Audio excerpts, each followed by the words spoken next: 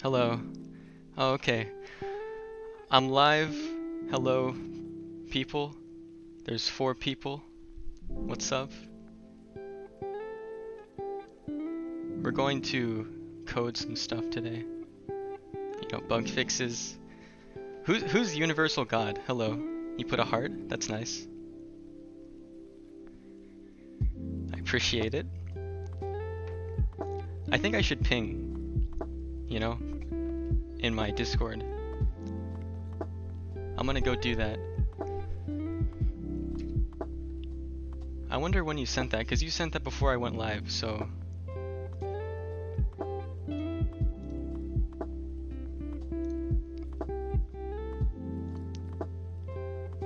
I'm pretty sure you can hear this music. Yeah, you can.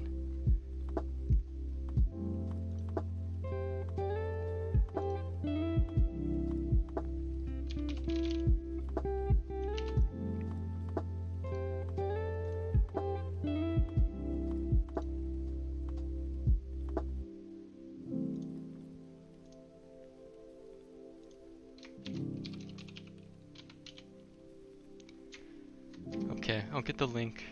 Hello, Deno.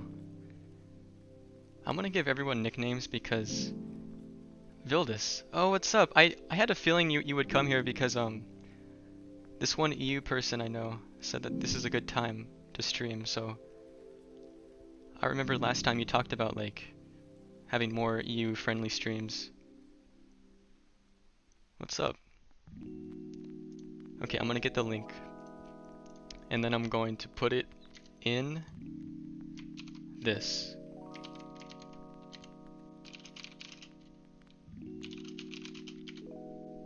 I put it. I kind of like that the thumbnail I made. This. How it has like, it's like clean kind of. Pretty good timing. You're from Germany? What's up, bro? Okay.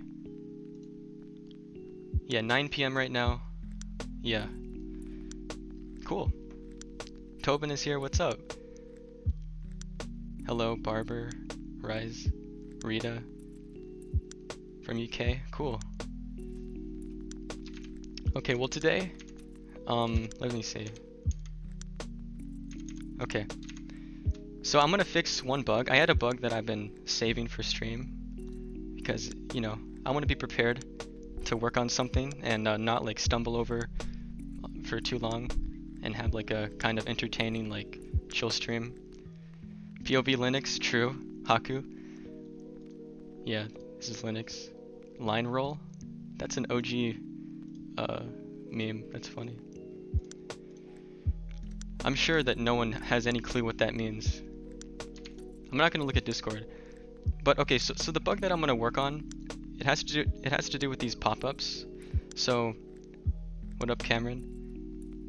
Also, I'm new to streaming, you know. Like, I get distracted easily. I'm gonna get distracted by the chat. But okay, I'll explain what's the yeet. Hello, Universal God. Oh, 3 streams. Oh, dang, that's crazy. Okay, so it has to do with these pop-ups, right? So you can see how.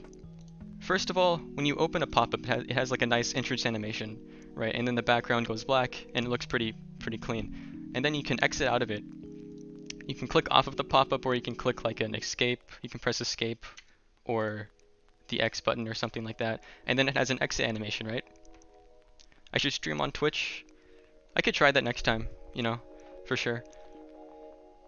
But there's this feature of pop-ups that I need to make sure that we have, and we have it right now, but what we're going to do today is we're going to improve it.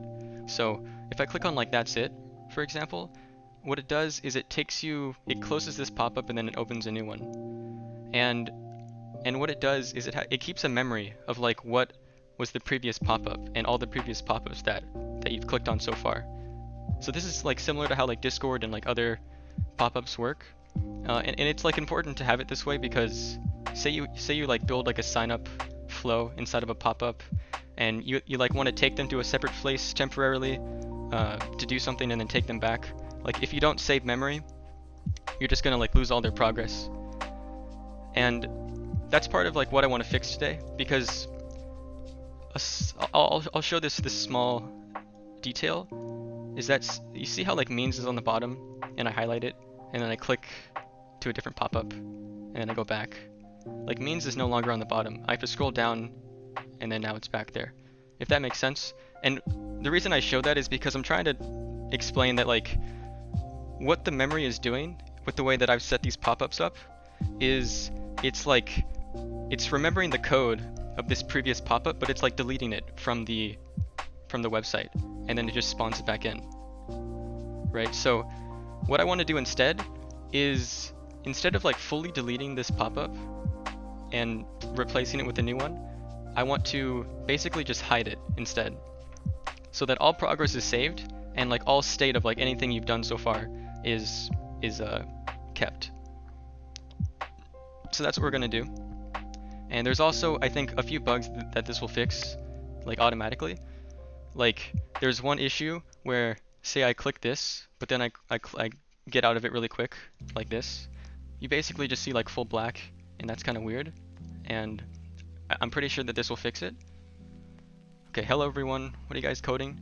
So today, Abdul, we're gonna do some pop-up polishing bug fixes. Hello, Bab. You should add a text box to one.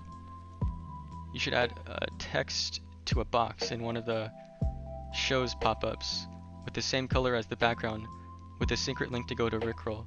So like the text would be the same as the background of the box. Do you know about my other Easter egg? You see this, right? So this is an Easter egg. It says don't click me. And then if you click it, it does this. This is already an Easter egg, Haku. Hello, Ajivsky.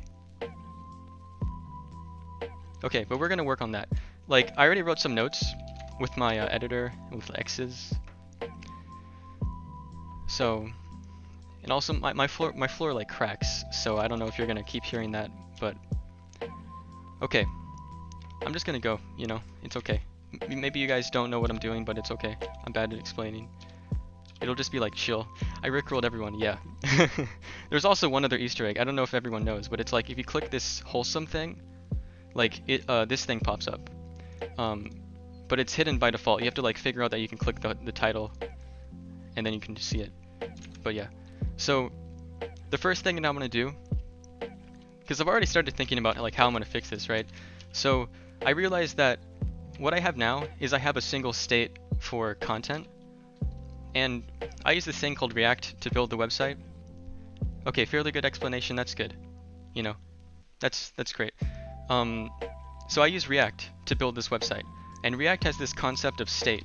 So when a state changes, it can automatically update the UI. And that's why React is so good, because you can build like a single state, like this thing called content. And then anytime this changes, it can react and like automatically change other things in the UI. So for example, like say this is a minor, this looks a little bit like a bug. What is that? Oh no, just because this is so long. Okay, that makes sense. But okay, so what I mean by that is like this content state right here. So this pop-up box is the content state. And then when I click that's it changes the state. And all it does is changes the state. But because it changes the state, that does like a chain reaction, and it updates everything else in the web, in the UI. So it updates like the exit animation, and then also it changes it like makes this pop in and stuff like that. But basically, I'm pretty sure. So I already wrote it down here, but I'm pretty sure that we need to get rid of the content, the state, and instead turn the memory into a state. We'll have a single state. Because what we do is we use two things right now. We use content and memory. And memory is this thing called a ref, and it's a bit different, but it's not state. It doesn't automatically react. So I think I'm gonna start by just making a memory like state. And I'm gonna copy this because I've already done it. And that's gonna cause a lot of errors. I think I'm instead just gonna comment out things instead of like deleting them. so I can make sure that we're doing good. I see ya, Javelin. See ya, Haku. Oh yes, Bop. Redo of Healer is wholesome. Yeah. I think that's like, what is your thought on this? Like, this is an Easter egg. Like, it's obviously not wholesome, right? But you know, I think it's funny if people like stumble upon this. It's just like a moment where you share with like the website. You're just like, hey, that's kind of funny, you know. But yeah, so okay. So when you use refs, you have to like do this thing called .current to access the underlying like value of the ref. So since we're now using a state, we have to set it instead. And what I did was I popped it. So let me see. We have to do this weird learning React at school too. That's cool, bro. My school didn't have any cool like CS courses like that. I just did robotics. Do you know Vex? If you know that. That's what I did. But let me see. So you know, it takes in a value. I'm gonna see if I can do this all inside of this state. BAP. Imagine someone new to anime stumbles upon that Easter egg and thinks it's actually wholesome, and starts watching Reader of Healer with their friends or family. Why is it hidden? Yeah, you know, that would definitely suck. Like, I don't expect this to be this to stay, but also it's hidden though, so it's like you have to like find it, and then maybe you look it up. Like maybe you look it up and you see that it's like R plus or something. But this is like this will like not be here. This will stay though, this one. But this whole like homepage right now is going to be changed in the future. That would be funny. I mean, it depends on like kind of sense of humor you have. I noticed one bug though. I don't know why it's like this, but for some reason, oh, is that why? You see, we found a bug together. So the bug that I just noticed is that I'm able to select this text, and I was like, why am I able to do that? And it's because I used to not do that. I changed the header of everything, so now it's back to normal. So that's a small bug that we just fixed. Okay, so I'm new to Japanese cartoon. What is it about? Well, first of all, don't look it up. It's not wholesome. It's bad. Does cursor pointer give the Easter egg away though? Well, basically, it's just a little bit easier to find it. It's like if you just happen to realize that like your cursor turns into a pointer as you hover over wholesome, you're like, hey, that's kind of weird, and then you click it, and then you're like, oh, that's kind of funny, you know? But yeah, but Abdul, basically, this is like not wholesome anime. It's very bad. It's borderline like NSFW type stuff. Actually is, but it's like borderline like a different type of anime. So, you know, it's not good. Okay, so we'll do this thing. We'll fix the memory. Abdul, save yourself while you can. True. Yeah, you have to listen to our advice. Yeah, you shouldn't look at that. Okay, so I want to make like a const temp borderline. Yeah. Hello, Nilo. Is that the Nilo that I know? Oh, is that Dyke? Okay, I don't know how. Okay, you know, I'm just gonna give up on a lot of name pronouncing, but I think you're Blair, right? It'd say R plus. Yeah, that's a good indication of what it is. Okay, so temp. We'll just say that temp is equal to the value. We have to do this weird thing called a destructuring, where you do 3 dots. Hit your Blair. What's up? And then we say that we like return a new thing. Oh yeah, we gotta add. So we gotta say like temp.pop. We gotta just basically do that, and then we just do that. We just do that. That's it. Value has an implicitly any type. Excuse me?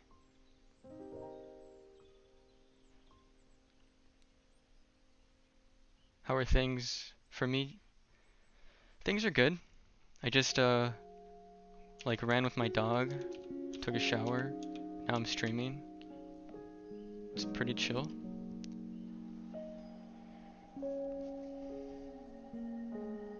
It's so different than your Discord username. True. Okay, so this is like a TypeScript thing. So I don't use JavaScript, I use TypeScript. And for some reason, this is not working well. It's an array. Yeah, so this is an array.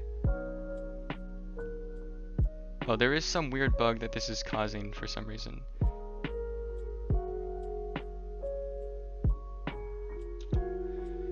I might be blind, I don't know why. I think we'll just ignore it and then we'll just fix it later. So, what is this thing doing?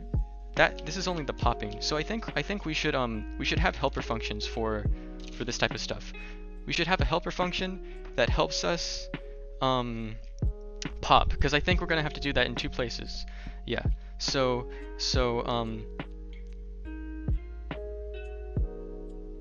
like what do you want to call it? Because pop, what that does is I'm pretty sure it removes the last like item in the list element. So I think that makes sense.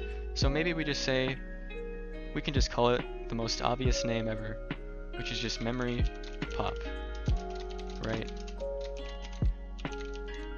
Okay, so we'll just do that, and then we'll just move that over here, and then yeah, and then that's pretty good. And then instead of doing that, we'll just say memory pop instead.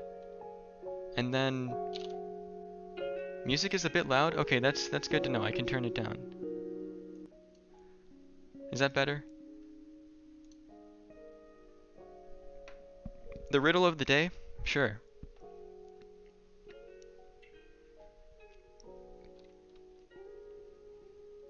Okay, so then we add content. So I'm just gonna say the most obvious things we can do.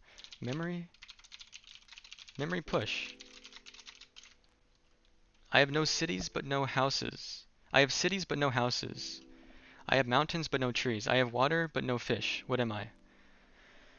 Okay, my brain goes numb every time I hear a riddle, so you guys, let me see. Cities but no houses. Mountains but no trees. Yep. I don't know.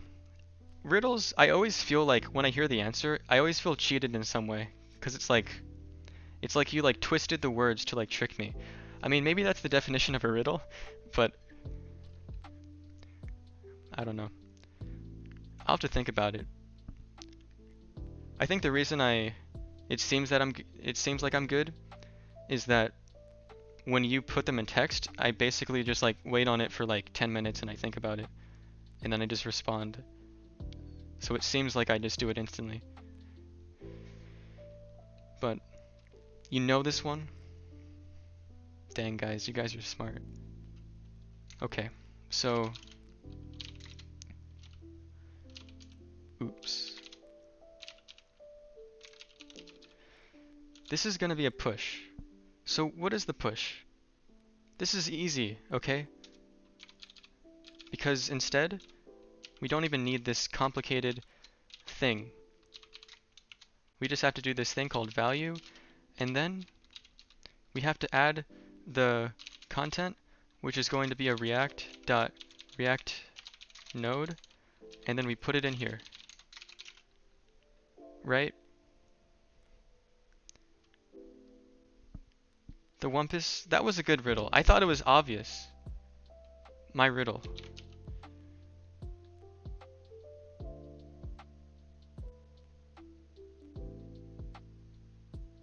Consider adding an import instead. Was there some like use state is, excuse me? Oh, you guys, you know, I was like, oh, why is there like a bug here? Like, why? That's weird. I didn't even put a freaking equal sign. That's why. That's why there was a bug. Okay. So that fixes everything that we were just doing. And now, because we're not even going to use content anymore, we can comment that out and we can say memory push and we'll just add the content in here. We still get, okay, memory push content. Yeah, my bad. What do you mean? Oh, oh, well, it's okay. No, maybe it was an obscure riddle. I don't know. To me, I was kind of nervous because I thought that if I said like, oh, he had like a plant hat and he had like fur of blue, I was like, dang, that gives it away. But maybe it's just like a bias of mine, you know? Like it's so obvious to you, you just forget like how it's perceived by others. So we're gonna pop that thing. We're gonna check if there's a previous thing. Now this is interesting. Do we need to do this at all? I don't think we need to do this because we don't need to handle switching to the previous content anymore and looking through the memory of it. And if that's the case, then like look how clean this is. It's just a single call. Like that's so clean. So if we can eventually clean this up pretty good, that'll be good. You know, the thing with Riddle of the Day ping, the thing with adding extra roles is like it's kind of crazy how Discord set it up, but like you only can do 250 roles. And I didn't really know that. So I was like, yeah, let's add all these roles for the shop. And then we had like 1,000 roles or like 80 roles or something. And now we have like no more room. So, and our role manager thing is like the most laggy like entity in existence. So it's just like impossible to work with. So I'm going to change this instead to use memory.length and memory.length because well, first of all, the reason this was set to content before was because I wanted to do a thing that said if the content is something, then spawn the background. And that is just that basically just is enough for everyone. 250 everyone.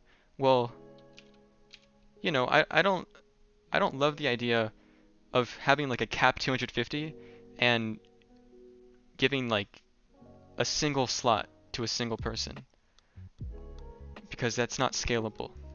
You know, that's why I like the idea of like a shop, but then even still, like we ran out of room. Okay, but content, because you know, when the content is something, I want the background to spawn. But now we're not using content, so we're using the memory list, which is a state. But if you just, and this is a weird thing, I don't know why JavaScript does it like this, but say I'm inspect elementing, and I do like this. So if you say, let me see. So I don't know if you guys know this, but like 2 exclamation points in JavaScript means like a Boolean convert thing. So if you just have an empty list and you see like what it equates to, it's true, which makes no sense because in Python it's false. And like you would assume that like an empty list, if you like want to check if like if you do like if like memory to like check the list, like if it's empty, I want it to be false, which is just weird. But to get that same like functionality, I have to do .length on it. And what that does is it means that if the length is 0, then 0 is equal to false. And then if the length is 0, then it'll be false, and then the background won't spawn. Okay? So we have a similar thing here, where we then spawn, because the background is separate from the actual pop-up content thing. The pop-up content handles like the bouncing animation, right? Yeah, JavaScript is so weird. So Vildus had this problem too. You know, when I was first like getting into JavaScript, the thing that threw me off the most was like all the different complicated like ways that you can pop things off of a list. Like you have like shift, like what is this? Like shift, unshift? You have unshift. I don't even know what that does. You have pop and push. Like that is so dumb. I don't like that at all. But okay, so there's this thing that's beautiful though, called animate presence, and it's one of my favorite things. And it's a part of this other library called Framer Motion, and it's how we do all the cool animations. But yeah. So I have to remove this thing because there's this thing called exit before enter, and pop and push from C++. Yeah, well that's fine. But like the unshift and shift is just weird. And I think Python, it's like append and pop. And Python makes sense because pop, you can do like the thing that's so dumb, like objectively bad, is like if you do this, like shift, I don't know what that is, but maybe it's like popping the beginning of the list. But on Python, and then on JavaScript, pop is like popping the end off. But in Python, you can just put a value into here of a pop, which is an index, and you can say pop 0, which is the same as like shift or unshift or whatever. I think unshift is the pop of the beginning. But basically, it's just like a waste of like a name. What IDE do I use? I use Vim, NeoVim. Basically, you don't have to use it, but like you can use these things called Vim keybinds. Shift removes the first item of an array. Oh, okay. I guess that makes a little bit of sense, but it's not totally intuitive, you know? Yeah, okay. Interesting. When you do an if check on an element in JavaScript, it's basically doing element not equals null. That makes sense, but I don't like that. The unshift method adds new elements to the beginning of an array. That's not what unshift means. Yeah, well, like if with that like reasoning, like it's just shift. It's like shift you go right. If like this is like an array, like this word is like an array. Shift is one to the right, and then it takes off the e, and then unshift goes back. It's kind of weird though. But basically, getting back to this, I'm gonna take off exit before enter because that'll cause some errors. Because what this does is truthy falsy. Yeah. What that does, exit before enter, is when I was doing, because I can actually show, because now we're in the middle of like coding, and it'll have errors. But if I show the actual website, this exit before enter, how it like has this normal exit animation, but it plays, and as soon as it ends, then the entrance of the next one plays. Like handling that sequencing, like it automatically handles that if you do this. But because we can't have that anymore, we're gonna have to do it manually. So I'm gonna comment this out, and I'm gonna do this again. So we're gonna do a map. You know, we're gonna do memory.map. And I think I remember this because I think we have to do reverse, because memory, the first thing in the memory is going to be like basically in order of the DOM. You know, when you add things to the DOM, the thing that's the very last shows up first. Okay, we'll get through this. It's okay. But we'll do map. So we'll do like this thing. We'll do value and then index. You know, and then yeah, we'll do some stuff. And then let me see.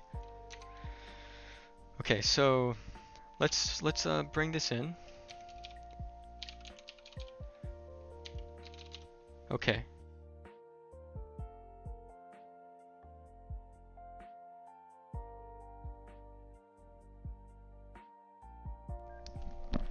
Okay, I think my headset just turned off. That was very random. Stack grows from the bottom.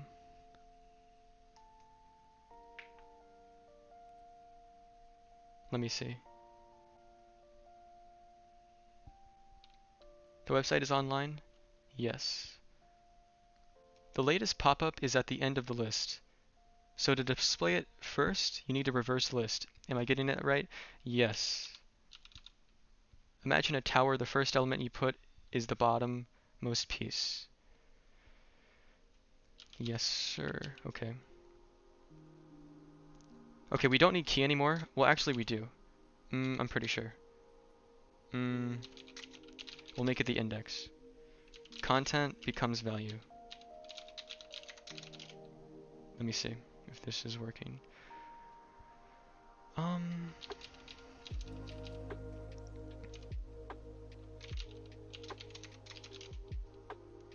Okay. Oh, we don't even need this then. Okay, that's pretty good. Now let's see. I'm gonna get out of the new website. Okay. Let me see. Hold on. Okay, so it works, but it's first of all, there's no delay, and well, actually, this is bad. I don't know why I thought, because I kind of tinkered a little bit, right? I guess reverse is not what we need. We just need a normal map. Well, never mind, actually. Oh, that's what I did. Oh, okay. Well, hold on. Hold on. We'll see. We'll see, because we'll come back to that. But what I definitely remember is that we need to do a thing called style. We need to add a z-index on this, equal to index. And what that'll do is it'll just order what needs to come in front, you know, like that. From where you get the data to display, is it an API? So the data to display, well, first of all, this right here is just like curated because it's just like a temporary kind of like homepage. But the actual data is going to come from data scraping, which will come from websites like MyAnimeList and AnyDB and Anime Planet and AnyList and Kitsu and stuff like that. And then once we have that data, then there'll be like tools where the community can improve it, like a little bit of a more restricted Wikipedia, because people can submit changes, but it would need to be approved by other trusted people. But that's what I want to do. So yeah. And we're actually going to open source the data scrapers. So it's written in Python. And I'm going to make it an open source GitHub project so that other people can make it and work on it, and it can get done faster. So yeah. Okay, so for whatever reason, it seems like the reverse is not working. I'm just going to look at, well, not working, I mean not doing anything, right? Which is just, because it doesn't make sense why we need a reverse. Because the reason I brought that up was because like I was like looking at this like yesterday, and I was like, oh yeah, we'll probably need a reverse here, but don't make too much sense, because if you push something, what does pushing do? Let me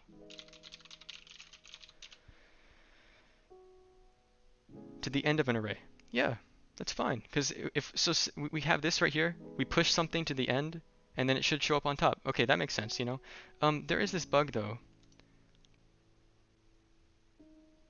MyAnimeList description scraper for stuff like Plex libraries sounds cool.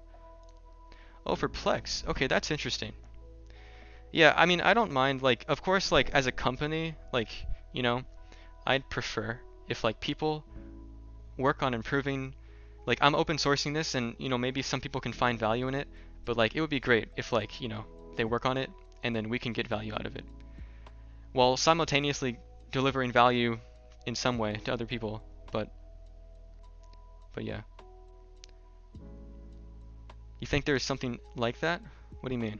Sheesh.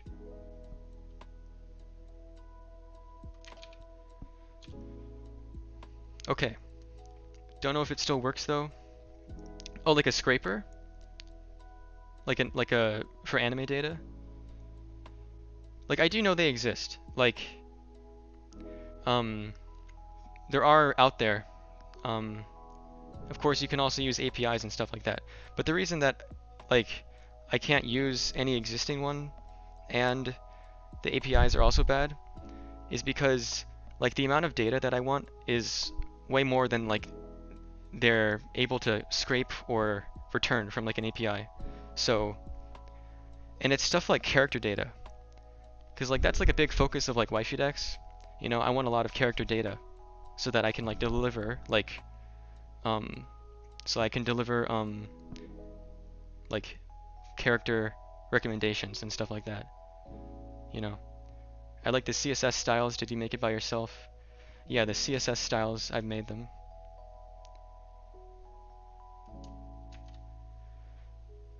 Data for Plex, that's cool.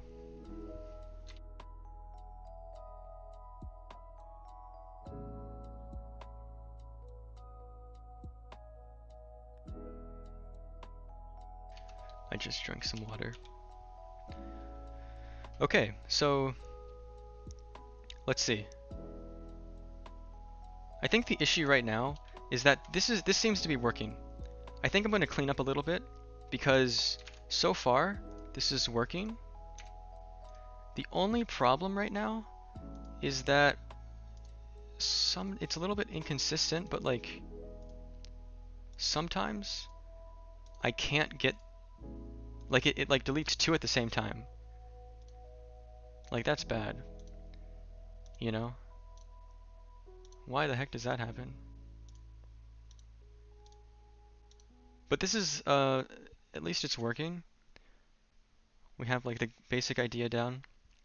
But I'm gonna delete all this stuff because we don't need it. Yeah, we don't need that stuff.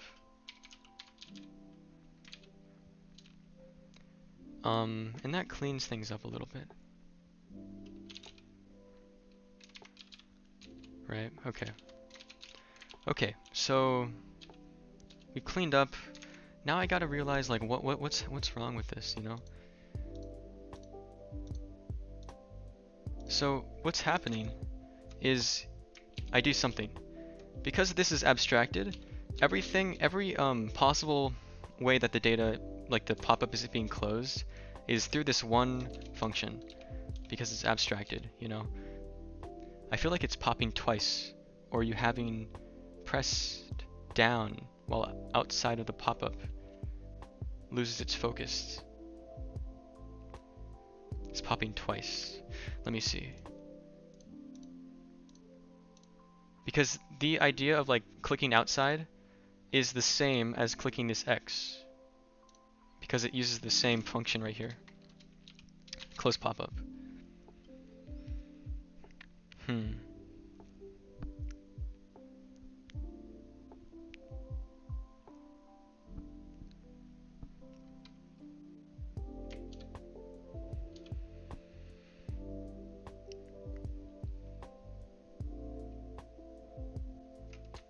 Same for like escape. I can press escape and it does both at the same time. Now I'm just gonna, you know, this is the strategy. You just put like 1,000 things. There might be a little bit of weird thing. No, that might not be an error. Yeah, you put 1,000 comments, 1,000 console logs. Let me see. I just want to see like how much this is like hitting. So that was. Let me see. Let me delete that. So of course none right now. It does it twice, really quickly. Now why does that, like, okay. So it's obviously getting, maybe because this is a map. So we're spawning all these different things with their own state. And when you click X or something like that, like the actual closing is handled, I think, inside of here. Yes, it's handled inside of here. Right? Because it takes this close pop-up thing, and then the actual state is handled in here.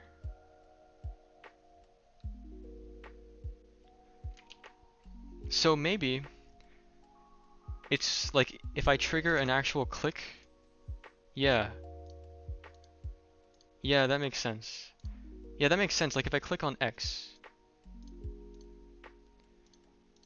Oh, interesting. If I click anywhere, it closes it. And that probably makes sense because it's probably like this previous one is still listening, so it's still like listening for a clicked outside event, which is the same as clicking like off of the background. So it's listening for that same like clicked outside, and because of that, anytime I click anywhere, it'll stop. And because they're both listening at the same time, if I click like off, it'll do it twice. They'll both listen to it. Okay, so I need to find a way to like put them to sleep if they are hidden. And that's like as easy as adding like a prop of hidden, and they just like listen for that, and they just like ignore everything unless they're shown. But is that the best way to do that? I guess that's like the obvious way, but like what's like the clean way to do it? You know? I guess we can do that first of all, just to see if like that works, and see if yeah, we'll see. Maybe, no, it doesn't, it's fine. Like, it's probably good. It's probably fine this way. Doing hidden. Like the idea of hidden or like probably visible is just kind of cleaner. Like is visible is if, let me see,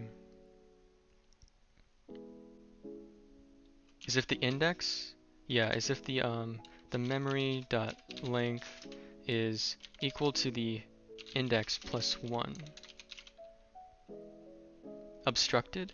What do you mean by that?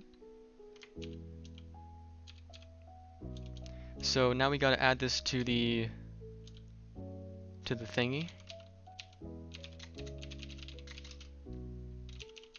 It's a boolean.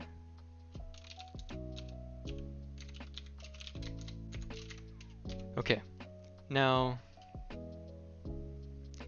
yeah, we'll make a thing. A prop sounds like a clean way, actually, at least when considering pop-up content component. Yeah, just passing a single prop to like an abstracted thing is pretty good. For every pop-up, give it a layer so that when you click it, it will only close the current pop-up. I think the issue with that is just that every single pop-up content like has a listener for when you click anywhere outside of it. And if you click anywhere outside, it closes. And clicking outside is the same as clicking on something that's on top of it. So if you click on something that's on top of it, it'll still close. What's weird, I guess, is that you click on this on the current top pop-up, and it still closes. Maybe because this is like taking some sort of priority, and it's calling the close pop-up function, but the close pop-up function, it doesn't care what's the current pop-up, it just takes the current one off of the list, it just pops it. I guess that's what's happening. Okay, so the easy way is to just like add a check, like, you know, like some like function, probably like a use callback. Oh, let me see. Handle close. Yeah, there's these things called callbacks in React, and you know they're pretty nice. Let me see. So basically, it will just, yeah, if it's visible.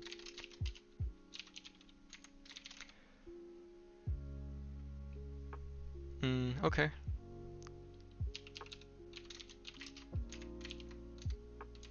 Okay, and then we'll just put that like inside of here.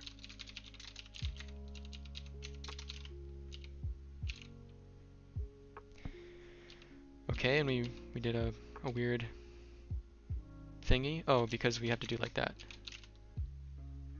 And you want,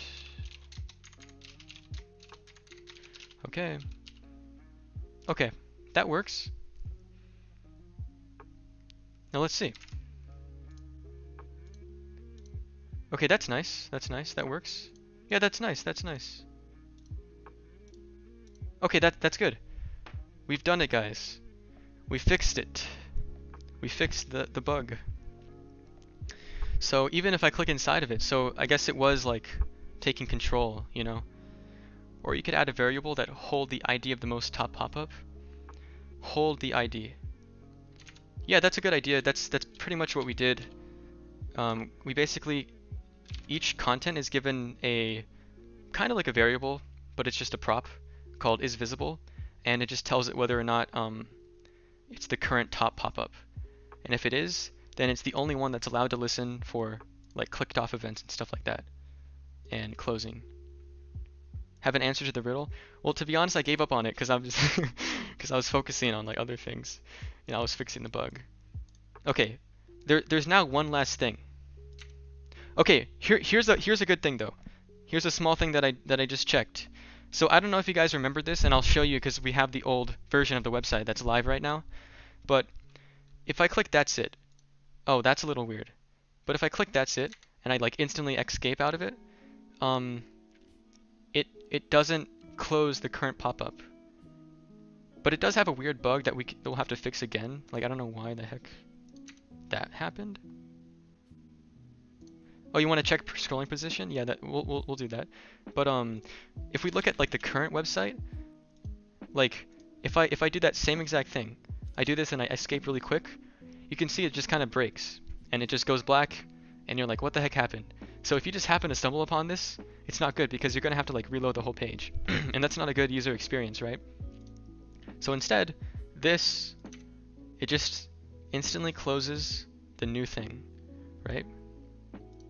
And we can check scrolling position. So you can see how it says means right here. And I've also highlighted it too. Okay, well the highlight went away because I clicked somewhere. But we clicked on a new pop-up and we go back and means is still there.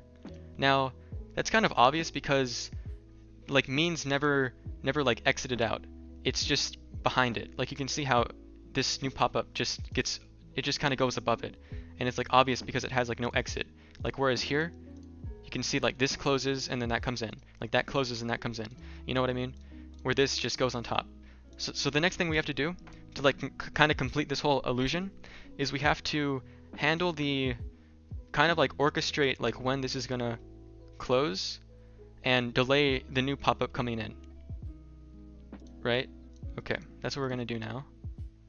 So, and I'm pretty sure once we do that, we'll have fixed this whole bug, and we'll have to see if there's other issues. Like this, like that is an issue. I don't know what happened like that. Like I'm clicking this and I'm clicking escape really quickly, right? Just to fix that, to see that error. But it looks like you can see how like I move over right here, and the cursor is a pointer. So it seems like the roadmap pop-up is like still here for some reason. And maybe we can even see it inside of the code. Like,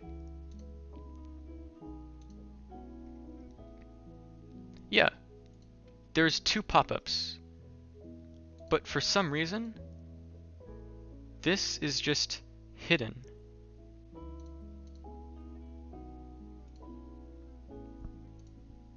So, yeah, roadmap container. So I don't know what happens there, but we'll have to fix that too. So we'll have to remember that. And that being that there's like a ghost pop-up that it creates. I don't know why it's a ghost, but it just makes a ghost sometimes. But okay, so now we're gonna have to handle the delay of the new pop-up coming in. So first of all, we have to exit out the one that's no longer there. Okay, let's think about this. So let us think. Now this is where it gets a little bit tricky because we're kind of in the middle of like transitioning from from like the old idea, because the old idea uses animate presence to handle the exiting, and that still works because the exiting is still happening. Like it still exits, but now we want it to exit and then enter, but that won't work because, well, or would it?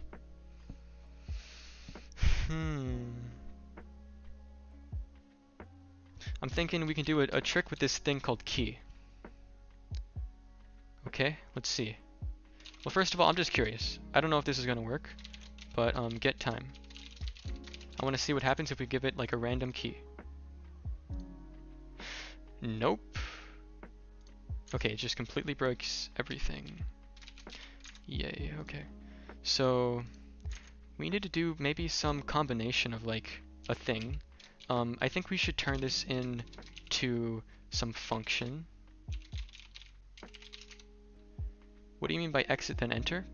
So, okay, so like you see how if I click off of this, the exit animation is like how it kind of like shrinks back down, you know, and then it fades away. And that exit animation happens before the new pop-up enters. So if I click that's it, you'll see that this current pop-up like shrinks down before the new one comes in, like that, right? But then this one doesn't do that. So it just, the new one just instantly comes in, and the old one is like just still there and is just like not moving at all. Yeah, exactly. So Vildis explained it as well. Okay, so this is not liking my thing.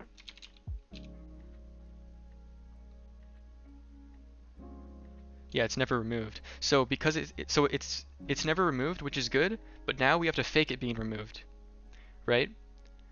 Because this effect is still like ideal. Like I do like this is like the effect that I want basically. But I also want to save the scroll position and stuff like that, you know? So that's why we're doing this whole thing. And I'm sure you know that. But okay, so this is not working because we tried to turn this into like a function with curly braces and it doesn't like it at all. So maybe maybe you have to do like that. Nope. Okay, well, I don't know why it doesn't like that, but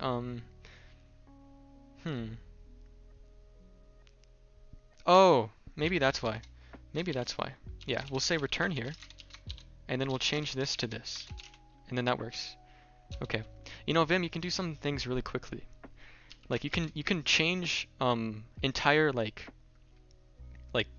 braces or parentheses like in like 2 milliseconds. But what was I gonna do? Oh, I was gonna save like is visible to an actual function. Yeah, that's what I was gonna do. And then I was gonna like use it in here. And then I was also going to use it like in here. And I think we can probably just plus is visible because JavaScript will just like, oh, never mind. What I was gonna say was, oh, I thought JavaScript would just be like, oh, you know, la-di-da-di-do, just turn it into like a 1. But no. Instead, it doesn't like that. So we'll just say like, and I wonder if there's an easy way to turn it into, there probably isn't, to be honest. So we'll just say +1, like if is visible, like else 0. You know, that's pretty easy. What is this? JavaScript would, TypeScript no. Oh, true. Let me see. Oh yeah, that's right, that's right. That makes sense. So this would work, but just TypeScript is just yelling at me. Okay, that makes sense. Okay. Well, instead, you know, I'm gonna say screw to both of them, and I'll just do it like this. I'll do it like index, and then is visible. Yeah, that's just. I mean, we can like think about it later, but I'm just curious. Interesting. So that's interesting. So.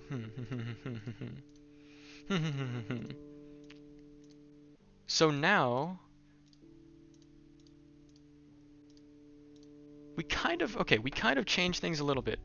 Like if you notice, like now, like when the visible state changes, the entrance animation works, but it's just now it's not delayed properly, and also there's no exit animation inside of that thing. Unless there is, and I'm just not seeing it. Hold on.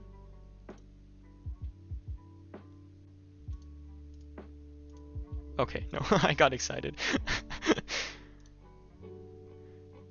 Maybe there is, I don't know. Maybe, because we'll have to like, how would we see it? What is TypeScript? So TypeScript is like a superset of JavaScript, and it adds types, like strict typing, to JavaScript. And all it is it's just like a different file type and like a different linter, and there's a thing called a TypeScript compiler or a transpiler, and it basically takes your TypeScript code and it converts it into JavaScript. Yeah, transpiled into JavaScript. And in that compilation, or I guess in that that process of like converting it to JavaScript, it checks your type safety. And if you have like things that shouldn't be happening, like say like how I was trying to like plus like an index to like is visible, or index is 1 and like is visible is true, like those are different types. So like TypeScript wouldn't let me do that, and it wouldn't let me compile to JavaScript. And also TypeScript can't run on the web, so like you need to convert it to JavaScript. TypeScript is only for development. That's all it is. So yeah. But the thing with this, it looks like it's working a little bit. Like that's kind of interesting. This used to be how the old pop-ups look before I added the exit animation. And I think the exit one makes everything like look way nicer, so we have to have that. But and we're gonna fix this today, you guys. We're gonna finish this. But yeah, so the thing I'm curious about, because let's see, let's think about this before I try to think about like how we can make this thing invisible.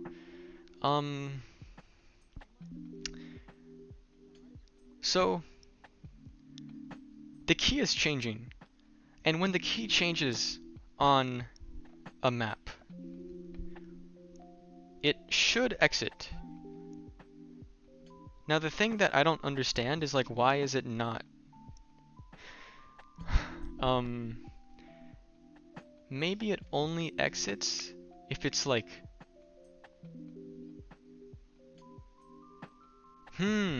oh, maybe though. Okay, like I think this is what it's doing. I think what it's doing is it is exiting. Okay, I'll have to explain this because I'm pretty sure I know what it's doing. So what I think it is doing is I think this pop-up, like when I click the new one, I think it is exiting. But I think okay, I don't know how to explain it. I think like I'll just have to remove. I'm just gonna make this new pop-up. I'm gonna make it smaller. I'm gonna go inside of the anime thing. And then I'm going to find where I say that's it.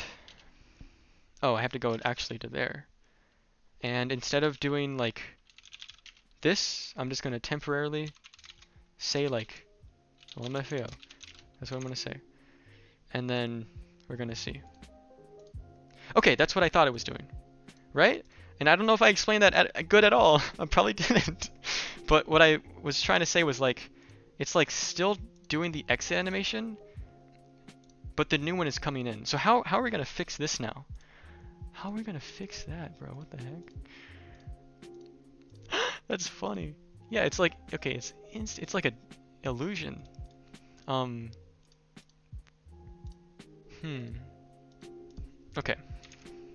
Okay. It closes and then reopens. Yes. And that's because what's happening is that the visible state is changing. So when the visible state changes, in like the mind of like the like animation handler, like this previous pop-up is like a completely different thing. So because it's like completely different, the previous one exits and then the new one spawns and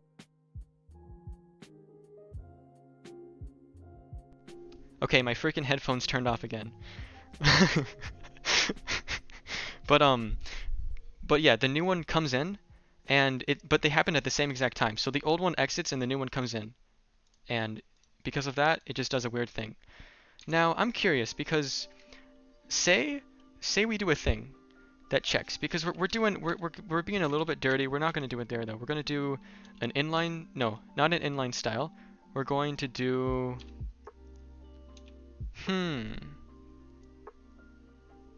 to be honest, an inline style is like not the worst. I mean, maybe we can change it. We can change it a little bit later if we need to. But I think it's okay. Because what I just want to do is I just want to test if like we say is visible. Is the that's it pop-up anchored to the other pop-up? So the that's it pop-up, I think adding the is visible flag to the key is maybe a bit hacky. A bit hacky, perhaps. Let me see.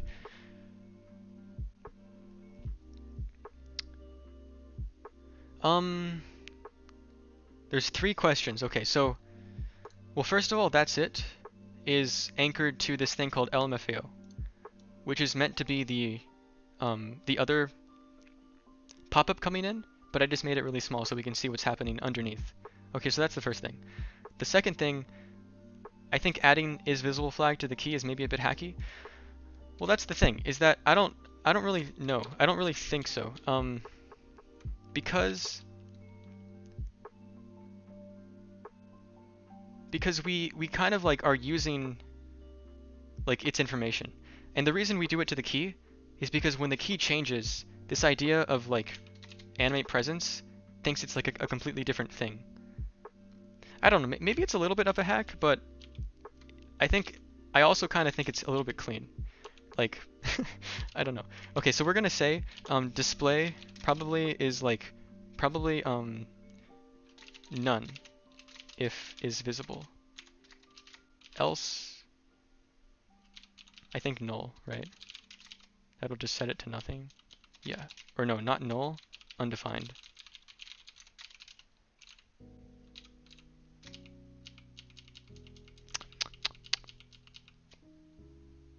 Display none, why is that not a thing? Is that not a thing? I'm pretty sure that's a thing, right?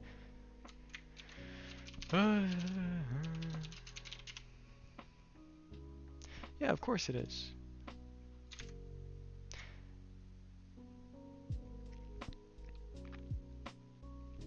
Oh, we're doing the thing wrong, bro. So if invisible, we're gonna say none. Else in undefined. Okay, now let's see if this works. I can't really tell if it's working. And maybe that's because they're spawning at the same time. I think the next thing we're gonna have to do now is the delays. Well, actually, it's not working at all. I think we'll stay on this a little bit more because it's not working at all. Because you think about it, when I click that's it, and this thing called LMFAO comes up, this pop-up is not supposed to be shown at all, so it's not working. So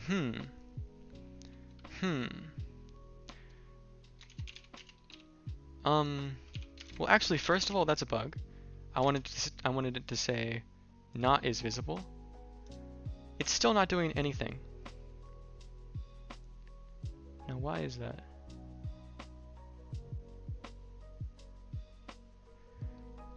Okay, let me just check out the CSS stuff.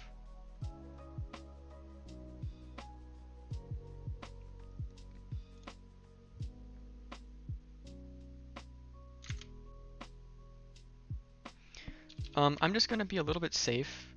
Look at the DOM to see if, yeah, we think alike, my friend. I'm gonna add this to here instead, just to see like what's happening, because I know for sure this is gonna work. Like, I know for sure at least it's going to be like not ignored completely. Okay, that works. You see that?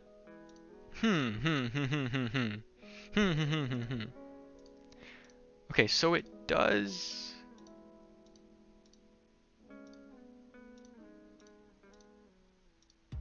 It does go away. Okay, it goes away. That's good. That's what we want. It goes away as this LMFAO comes up. Right? That's exactly what we want. And I don't know if this is a new thing that just happened, but if I oh, no, never mind. I thought I saw like a different thing we got for free, but no. Okay, yeah, that's good. So now we have to do the delay. So now we have to know the exact timing of when this is gonna stop exiting and delay the new one coming in by that amount. So let's think about that now. Well, let's just sit in the success a little bit. We fixed like 2 bugs. That's good so far. You know, we're gonna finish this in like an hour. Oh, it's already been an hour. We're gonna finish this in an hour and 30 minutes then. In a single stream, we're gonna get a cool new feature, right? And this is like objectively a good feature too, because of like the fact that we can like perfectly save the state of something. Oh, hold on. That's like famous last words right there. Okay, what happened there? Now, if you notice this, I'm testing, like, what the heck is happening? Oh. Oh no. Oh no.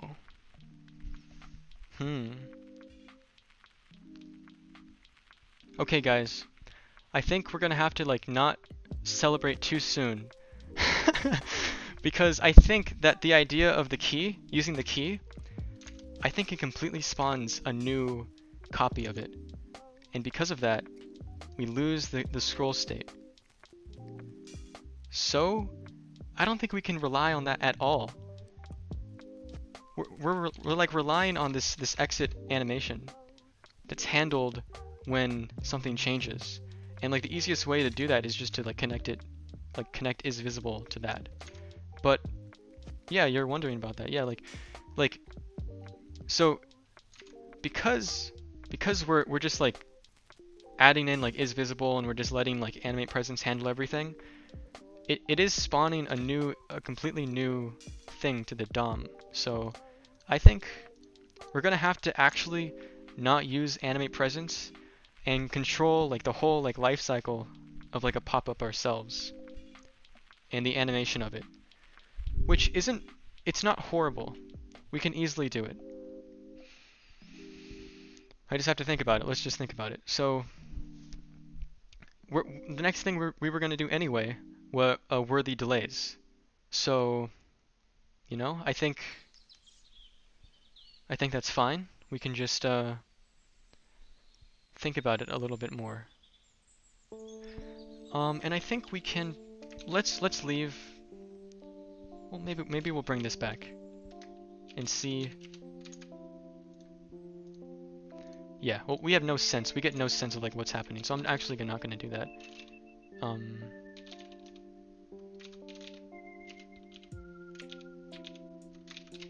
Okay, we're just going to keep that for a little bit. Okay. So we're going to have to not use keys. Well, of course we're going to have to use a key, but we'll just set it to index. But we're not going to use animate presence anymore. And that sucks, because animate presence is like such a good thing. So let's see what happens if we remove this. And because we're going to remove that, we should also remove, because that's just redundant, we don't even need that. Okay. Whoa, what the heck was that?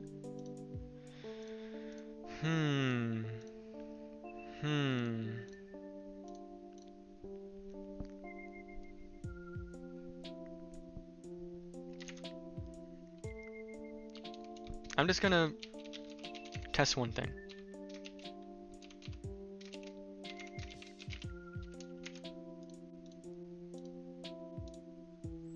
Huh. Why is opacity not working here?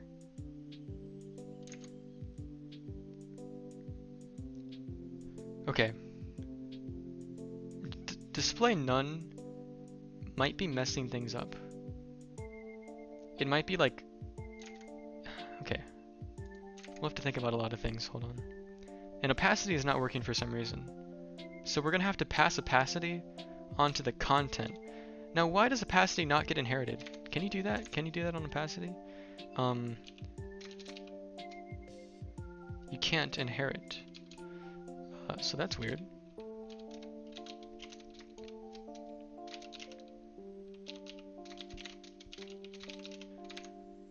So, let's see. Okay, but it instantly happens. And that's because we keep the entrance animation. And that's good, that's good, that's what we want. We have 0 exit animation now. Complete 0 exit.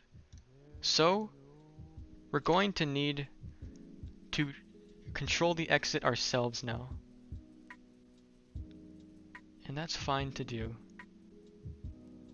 We can do that.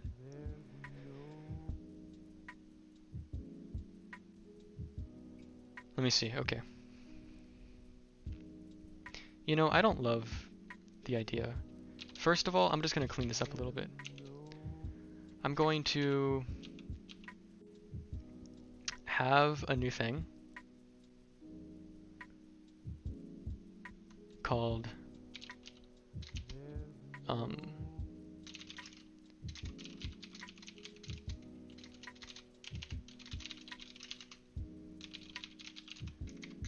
we're gonna make a wrapper.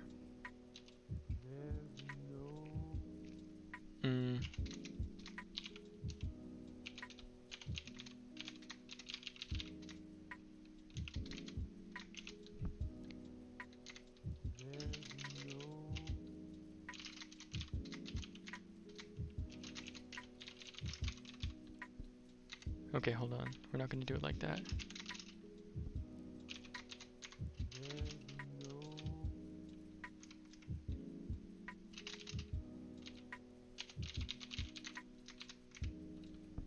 Okay.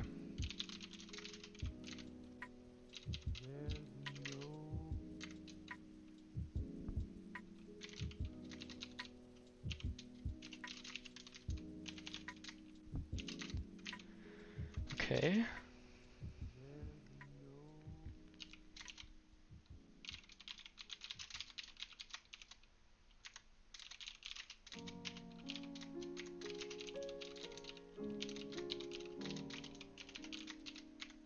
Okay, so I want to add this, and then I want to remove it from here.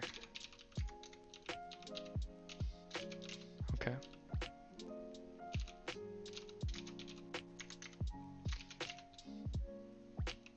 Okay, let me see.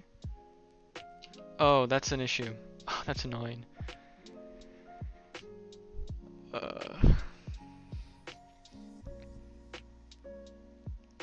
We might have to undo everything just because it's annoying with TypeScript.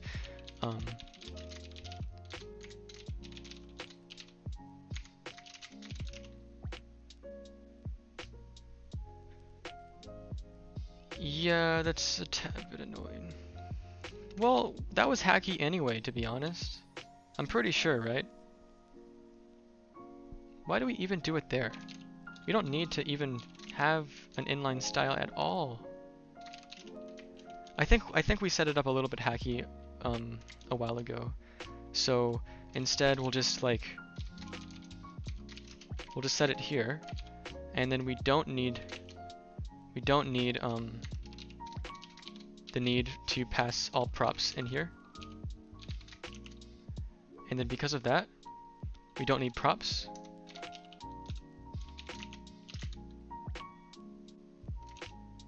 And we don't need extends here. And why is that still mad?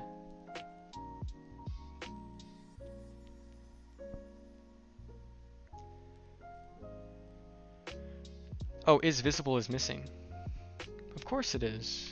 Maybe that wouldn't have even, okay, that was probably the issue from the very beginning, but it's okay. We passed the prop in here, and now it's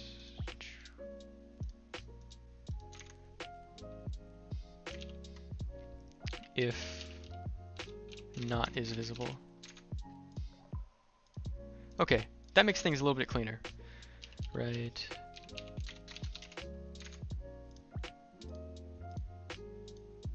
Okay, that is nice because we just polished that up a little bit. Now we have no more like inline style here. The is visible is like kind of drilled down 2 times, but it goes into like a styled component that then sets the opacity like inside of it. It's a bit nicer. Okay. So, okay, now we gotta think about like what we're gonna do with the exit animations. So, when do we want an exit animation to occur? We want it to happen like, right? We want it to happen like when something is closing. And and that's the only time we want it to happen. I'm positive, right? That's the only time. And I'm just speaking out loud because that makes a lot of sense. That's the only time we want it to happen. So because the only place that it's possible to close a pop-up is in this single abstracted function, we're gonna have to handle it here. Okay, so that's one thing down. So okay, so So yeah, that makes sense. But the question is now, like how are we going to do that? Hmm. Hmm. Yeah, it's hard. It's hard when we have a map of things because we're mapping through everything in the memory, and it's a little bit hard to like control like a specific one. That's why like animate presence made it so easy. Let's think about it.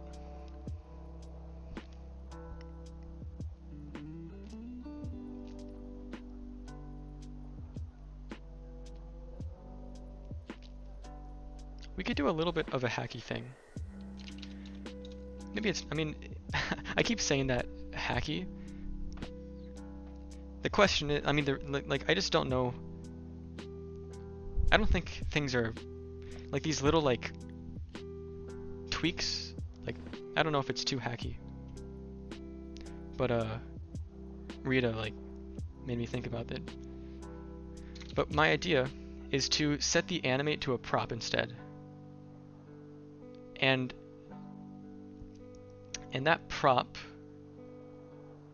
changes everything. Let me see if that makes sense.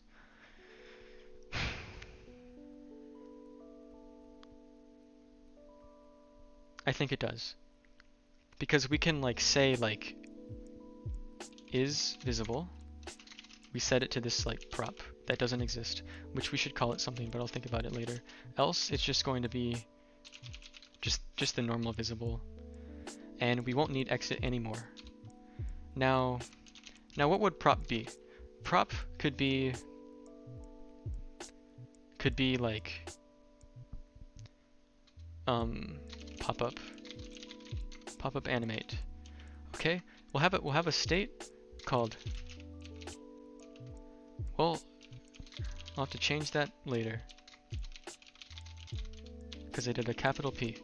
But we're going to use the state, and it's going to be set to visible by default. Okay, and then we're going to come back here. We're going to fix that error. Then when we go here and when we change the pop-up, when we pop it off, when we pop this thing off, we're going to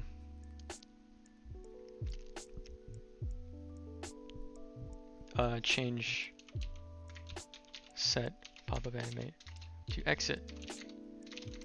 I don't know if this is going to work, guys. I don't think this will work. Let me see.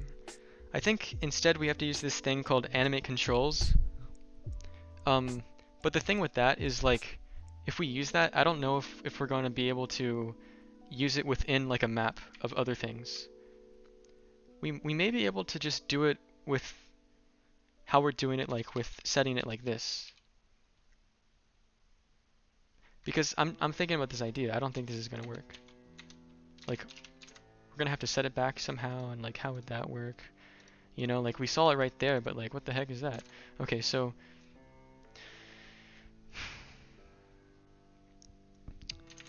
yeah, what even is that? Oh, because we have no way of we have no setting it back to this thing.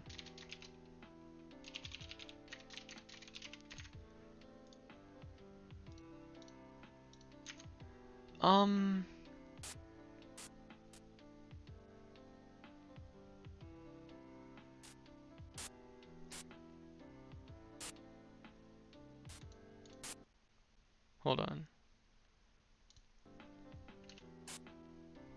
It seems like those scratches are like actually in the music, so that's weird. Okay, but let's see. I have two ideas in my mind right now. I have using the animate controls, and then using animate presence again. Well, actually, never mind. I don't think that's gonna work. Maybe it not. Yeah, it probably won't. So I'm just gonna cross off animate presence from working again. Because on animate presence, you can do these things where inside of the actual child. So inside of like the pop-up content, you can like control how it's like when it gets removed from the DOM. So the idea is that I could like delay it from getting actually deleted, but yeah, I don't think that's gonna work. It's too hacky. but yeah, because then there's like not really a good way of like bringing it back. So I think we're just gonna have to use animate controls and just do it ourselves. So we're gonna remove that, and we're gonna say like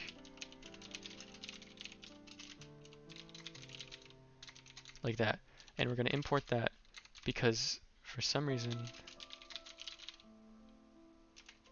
well,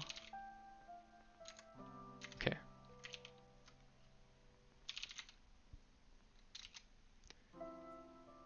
Okay, that is nice and good.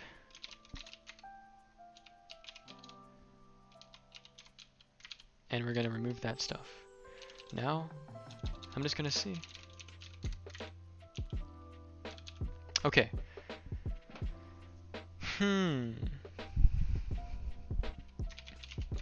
This might not work. What the heck is that? That's funny. Okay.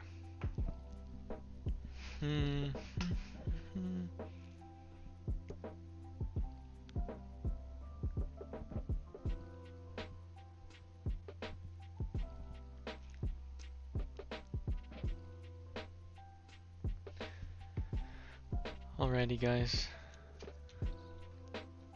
Water break.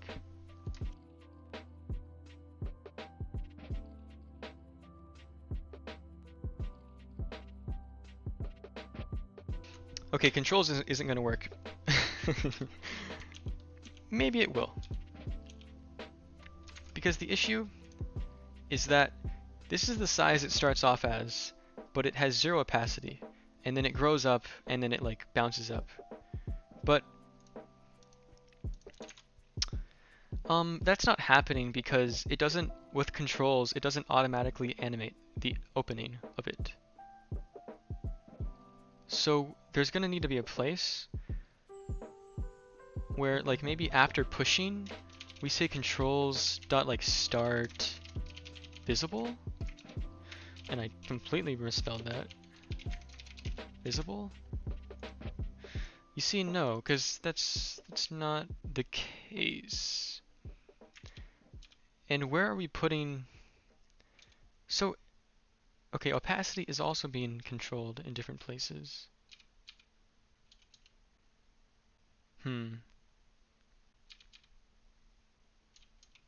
Okay, yeah, I don't know if controls is gonna work.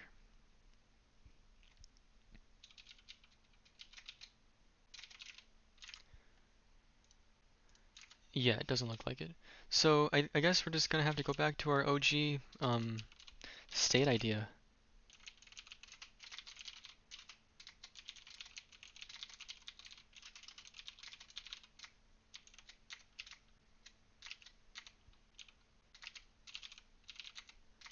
Okay.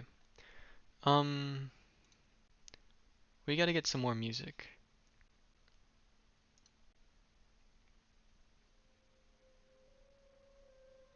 This is a different type of music. A different playlist. You know, I kinda wanna set this to true. And yeah. Well, actually, no, that's a little bit too complicated.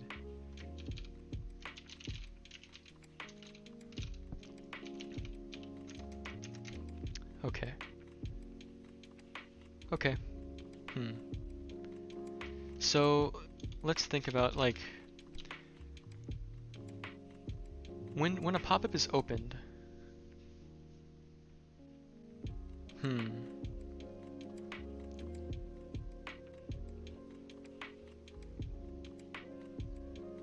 Yeah, it's definitely tough because like one of the benefits of like controls is like you can like it like handles like timings for me, you know?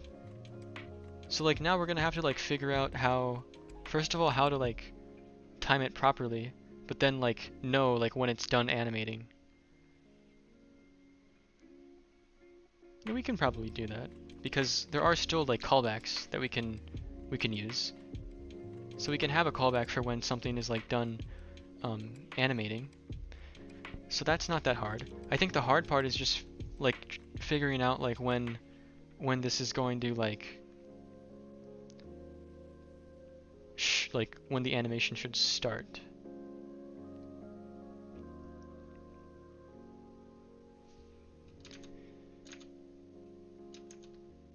Okay.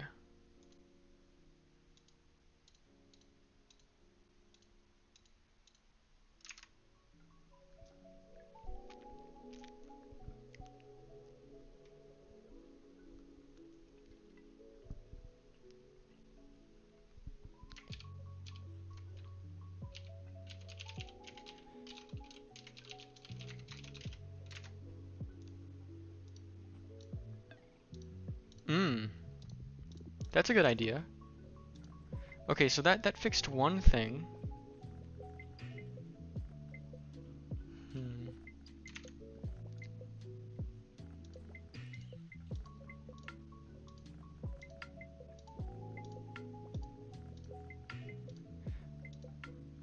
Well, at least it fixes the little thing. We'll have to see what that does later. Okay.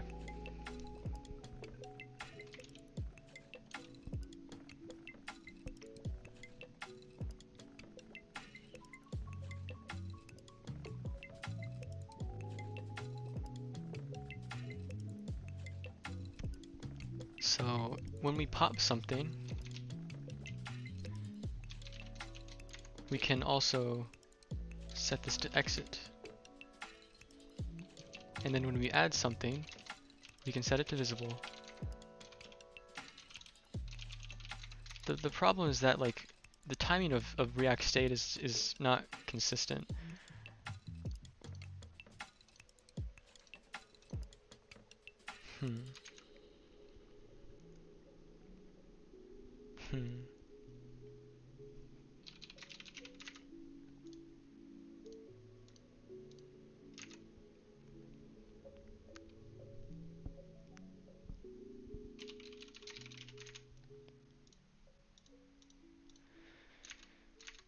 Is the state being saved?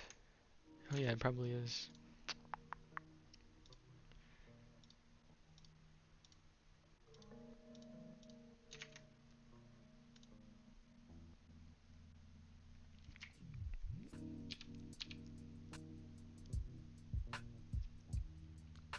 Okay, at least let's just think about this. This is perfect. That's perfect. That's not good. Now I'm thinking maybe we can fix the timing by using some of like the callbacks, the animate callbacks.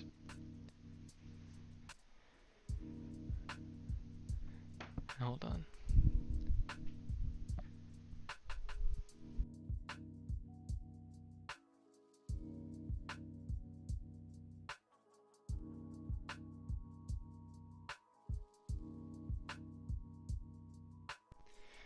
My headset keeps turning off.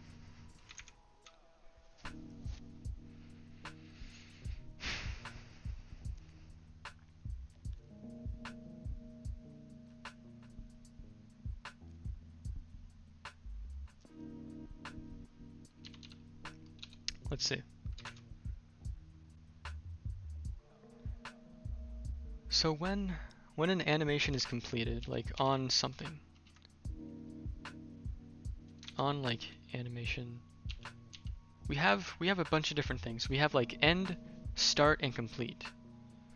Now I think we should only use start and complete because I don't think end is a thing that we're supposed to use. So if something starts, if this starts, we don't care when it starts. We want to know Because say there's two pop-ups, and the second pop-up is completed, the current one that's visible. No, that won't work because we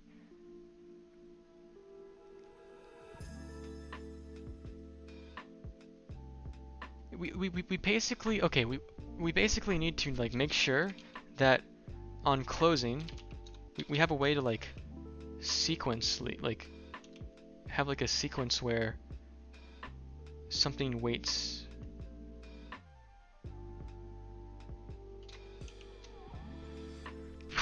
before it pops off. Let's just see that. Okay, that works.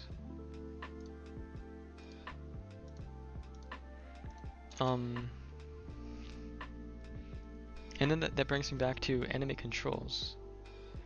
Is there a way that we can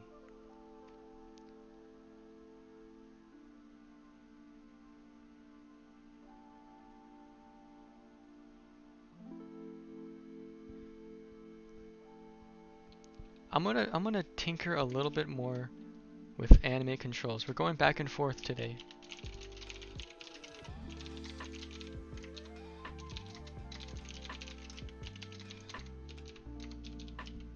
We're going back and forth. Okay. Now, instead of this, we're going to say controls.set. That was my idea. My idea is to set it instead. I think next time, I'm going to try out Twitch instead of YouTube. So we'll see how that goes.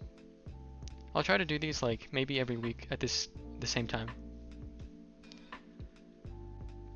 We set this to exit. I don't think that's gonna work. We have to start the exit.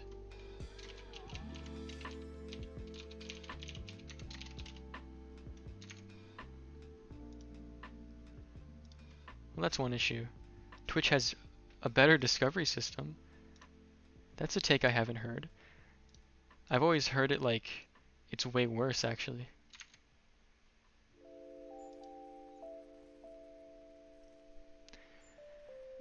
But like I do know like Twitch their actual like features are way better than YouTube's, so you know, like YouTube has like almost like 5-second delay on their ultra low latency setting for chat, which is just like bad.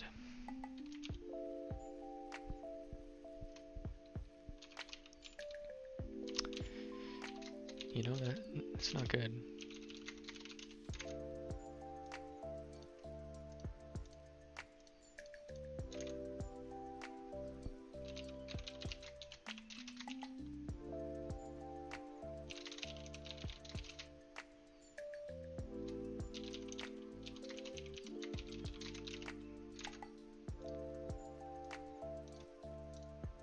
Okay, that works. It just looks really weird right now. Heard that people with little to no viewers get better discovery on Twitch. I don't know how true that is, but it's worth trying. Yeah, for sure worth trying. We'll test it next time. But yeah, like all the takes I've heard is like, you know, because my I did look into like what I should look into trying. Because on Twitch, like no one's like pushing people onto Twitch. Like Twitch is always like some destination for like your true fans, but then you're always pushing people to like your YouTube anyway. Or you're getting your if you're searching through tags on Twitch, I think it's better. Okay, we'll try Twix. We'll try Twitch next time. Like we'll be inside of the software development tag or category inside of Twitch. Because I do like Twitch like as a culture, because there are like some streamers that I want to be friends with, and I want to like raid them or like host them, you know? So like I can't do that here. But yeah. So Oh yeah, what we were gonna do. Well, first of all, this works. It just, we have to now fix, like, this weird thing. Maybe we do controls.set. Well, it's already set to hidden, which is... You rarely watch any streams? I'm glad you're watching this one. So, this is just a little bit weird. Well, I think first of all, let's just properly... Oh no, that's fine. I think, right? I think. Let's just think about it.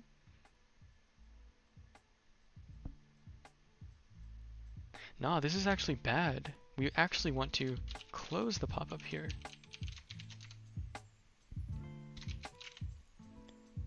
I just find coding interesting. That's cool.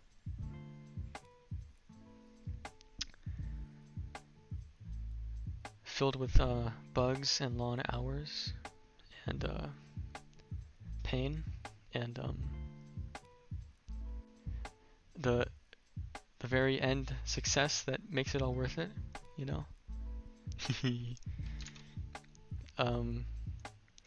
So okay, so the next thing is the issue of the controls, like not the start controls not working.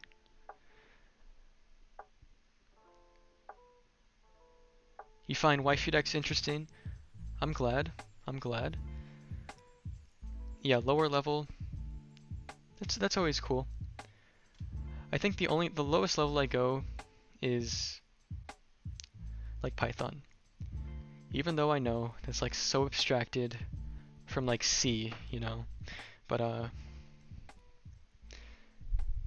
there's still a lot of like optimizations that I get into, you know, like the scraping code, you know, Vildus, like maybe you can contribute to that project.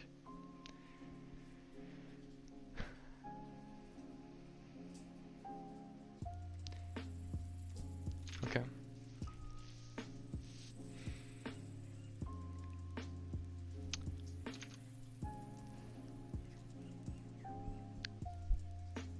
I'll go 2 hours. I'll go another 30 minutes. We'll see what we get done.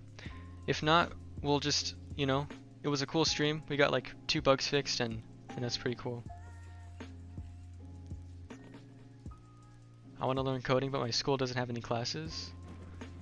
That's tough. I would just go out of my way to start learning anyway. You know, from like YouTube. We have a small course on Python and robotics coming soon in school, and I don't really know Python that much. Okay, well, one good thing is that if you know like anything about programming, Python is very easy syntax. So you can probably like learn it in like a week, even under that, you know? Because like the things that we'll do with the scrapers is like Python is not that hard, and the only like the real challenge with like the scraper code is like getting used to like Python like modules, because we're just going to use a lot of those for like scraping and stuff like that. Like this thing called Beautiful Soup to like handle like scraping. I can show you guys because we have so ignore the errors because I'm cleaning it up for the open source project. But like this is how it looks like right now. It's like it has a lot of like doc strings and stuff, and there's like a separate like abstractions for like AnyDB and like MyAnimeList, and you know they each get us like a different section of like a page, and it all adds up to like getting like a bunch of info. But yeah, I gotta add like testing to this and stuff like that, and linting, because I don't know if you know this, but Python has a built-in thing called type hints, and it's like TypeScript. So we're gonna use type hints because I can't use anything that's like dynamically typed. It's not good. Especially if we worked with like multiple people on that. It won't be good. But yeah. Okay, so let's get back to this. Like,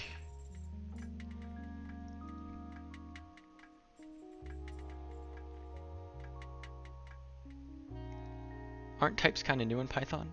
Yeah, they're kind of new. Like, they may be. Well, they're definitely, I think, from Python 3 and up. Maybe Python. I don't know. But there are like even newer things that are coming. Because it's still a little bit like I'll show even more. Like for the typing on Python, you have to import a standard library called typing. And then you have to import things called like dicts, lists. Okay, well that was, if you clip that out of context, that's not good. But there's optional and sets, like dict as in dictionary. Of course, okay. But you take those and then you do like oh, like soup is colon optional bs4. So it's like this or null or none, because there's no null in Python, it's called none. And then like URL is like an optional like URL type.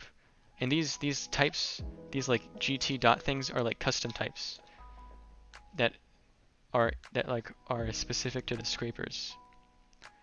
Because if we look at like the GT, which I can't even find, hello? Where's types? Excuse, oh we have this thing called globals, yeah. Well, globals are good because like types are actually so crucial to this like specific project, because you can organize like how the data how like the scraped data like looks. So you can take a thing, you can take the titles, and you can like kind of look at the data and say like, okay, the titles are always going to have like a main, like an AKA, a global, a verified, and stuff like that. And this is like kind of like the like if you think of like a Venn diagram, this is like the complete circle where everything overlaps. So like all data combined will have at least all that data. But things on like MyAnimeList like don't have like verified, whereas on AnyDB they have verified titles, right? So, but basically we keep it consistent and we keep it in types, and that way everything stays organized, so that all the data that we're getting, like we know what it looks like, and combined with like testing, where we have like confidence that like everything is scraping good, then it's gonna be pretty good. That's pretty cool. Thank you. Yeah, it's pretty good. It has to be organized, you know. There's still a lot more we got to do before it's ready. How long have I been working on the scrapers? So all that code was rewritten after February to like June of last year, and then from like a little bit after July, like say mid-July to like January, February of this year, I finished the new website. And you know, like I'm just a single person, right? So like I had to split my time in half for a full year. So that's why like the next thing that I want to do in this like April to June of this year, I'm going to open source the scrapers, because it's still not finished and I don't want to work on it anymore. I basically want other people to do it. So like while they work on it, I'll just be a single person that like reviews PR requests, and I basically just like maintain the project. And you watched the first episode of Redual of Healer and you liked it? Well, the first episode I don't really watch it, so I don't know if it's too bad, but I know there's like some scenes in there that are like super horrible. So like have fun. But yeah, so like the plan is just to open source them in like the license is going to be like I forget what it is. What, bro? I forget what it is. You've read the manga? Dang. The license is a GNU General Public License. So yeah, it's pretty good. You know, people can do what they want with it, but you know, preferably like in the same scraping project. Like it's gonna be called Goyoku. So this Goyoku. And that's because that means greed in Japanese. And there's this thing called Witch of Greed in ReZero, which is this girl called Echidna. And her goal in life is to collect all of human knowledge. And like so her name is Echidna, but like an alias is Witch of Greed. And you can see the spelling is Goyoku, as in greed.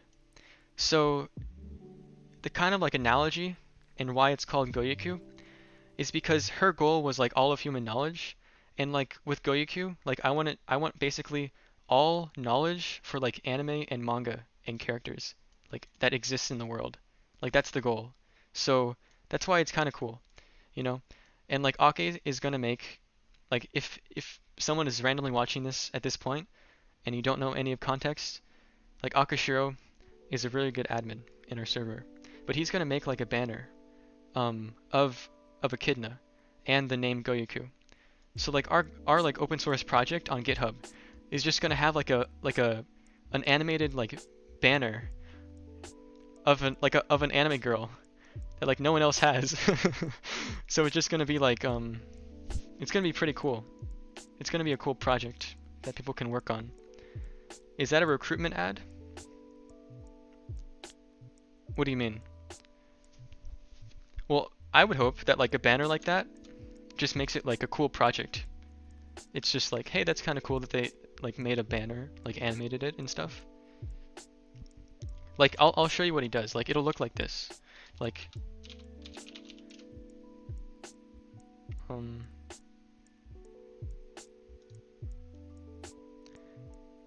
it'll look like this. Like how it moves a little bit, you know? And it'll have like the whole text. It'll be the size of a banner, like a Twitter banner, you know? It'll be pretty good. But okay, so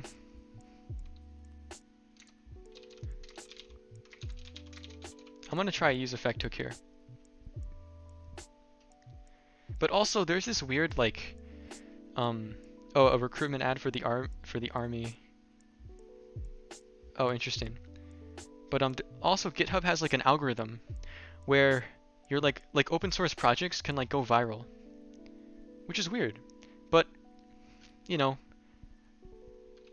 if you don't have a platform, you're like subject to algorithms. So if I can like try to like maximize like the attention that like the project gets, and maybe like making it interesting by adding like a anime banner to it helps, you know, we got to make sure to do that. So I'm gonna try this thing where this is not gonna work.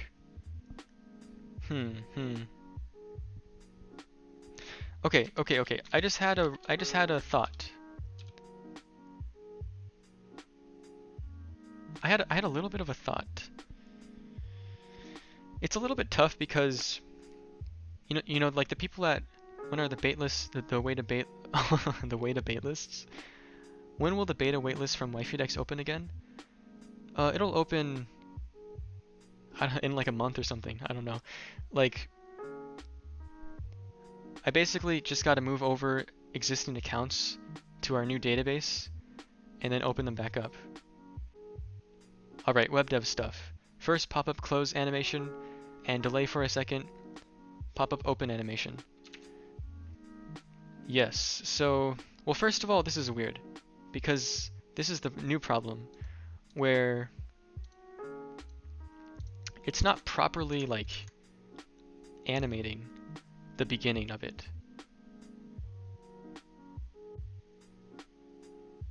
So like, that's just like not good. Like, is this even listening to me? It's not even listening. It's not even listening.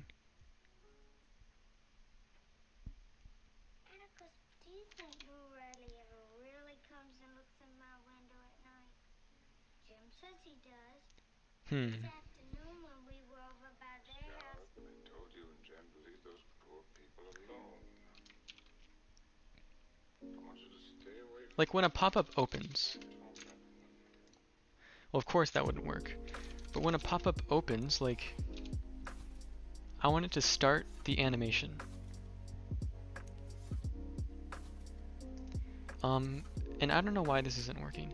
It's not even working when you like, but the idea is that maybe, well no, that doesn't make sense. That doesn't make sense.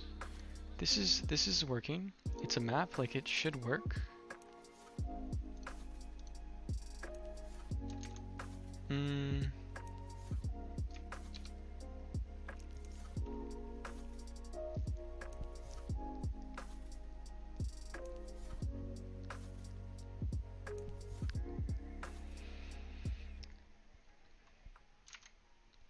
Yeah, you guys. This is like one of those things. It's just one of those things. I gotta dive into React and see if like there's like some like special way I could like do this. Maybe I could like handle some type of like something inside of like this component itself, because I could use effect to like know when this thing mounts, and then I can start an animation on it. One other issue is that like Framer Motion, which is this animation library, doesn't have good documentation.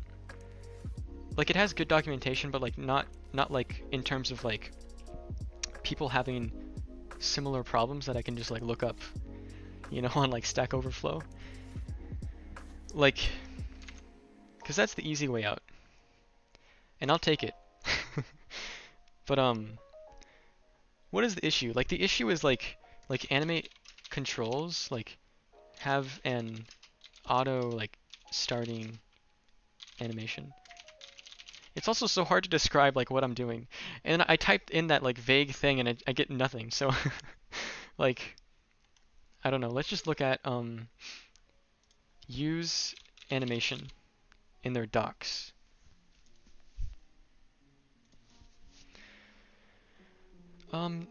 That wasn't it.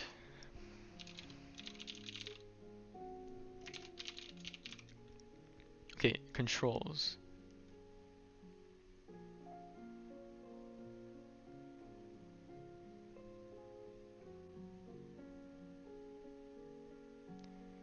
This isn't it either. There's different types of controls.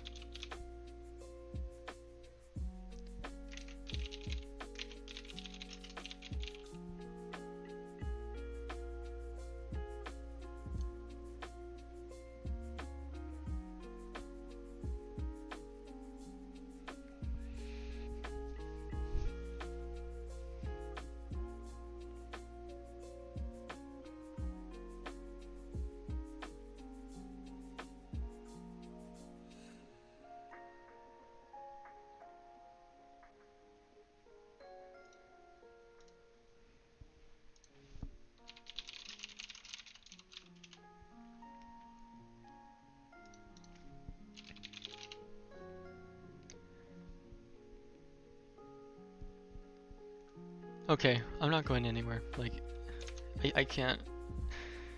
The docs are not that good. I think you could use animate presence if you change its content to the roadmap stuff.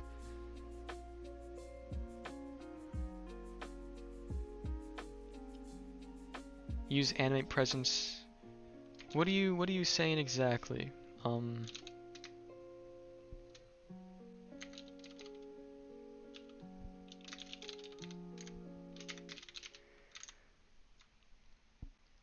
Don't make a new div, but change out the content? Okay, well, I mean, that brings us back to our old issue, which is if we change out the content, then we're replacing the old content, and then we'll have to spawn back in the old content, and then that loses all state of the old content. So, you know, that's pretty much the old system. Like, that's how it worked. So, like, now we have to, like, fake it, and we have to, like, not remove it, but only hide the old content so that, like, all the state is saved for when you go back to it.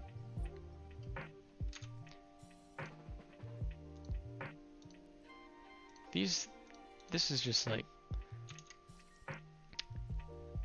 this ain't it.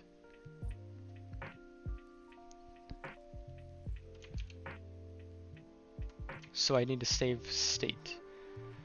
Yes, and I do save the code, but the thing is, like, trying to save state is just a little bit, like, awkward.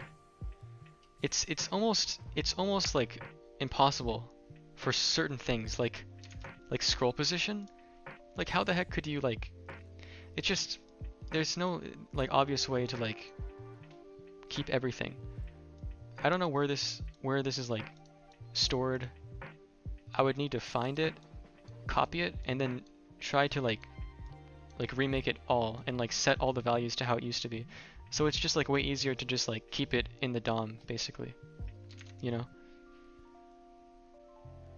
Also, like, React state is a little bit easier, but still, it's just, like, I'm pretty sure there's, trying to, like, fake it like that is just, I'm sure there's, like, things that I'm gonna, like, miss, and then it could cause even more bugs. So it's like, you know, why not just, like, get the full thing and just keep it. So yeah, this controls are weird. It's not working.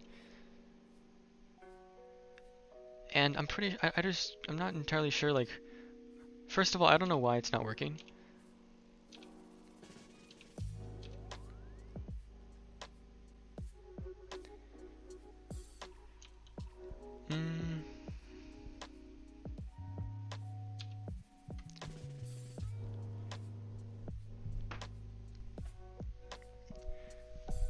Let's just connect. Let's just think about things. Consolidate.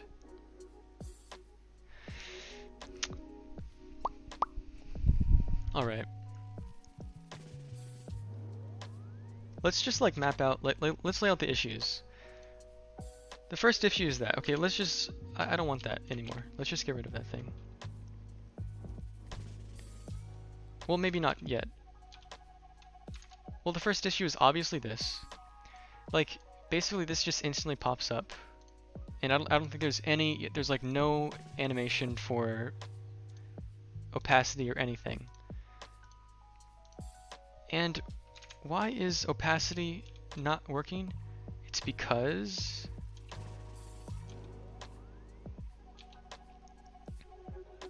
I actually don't know why.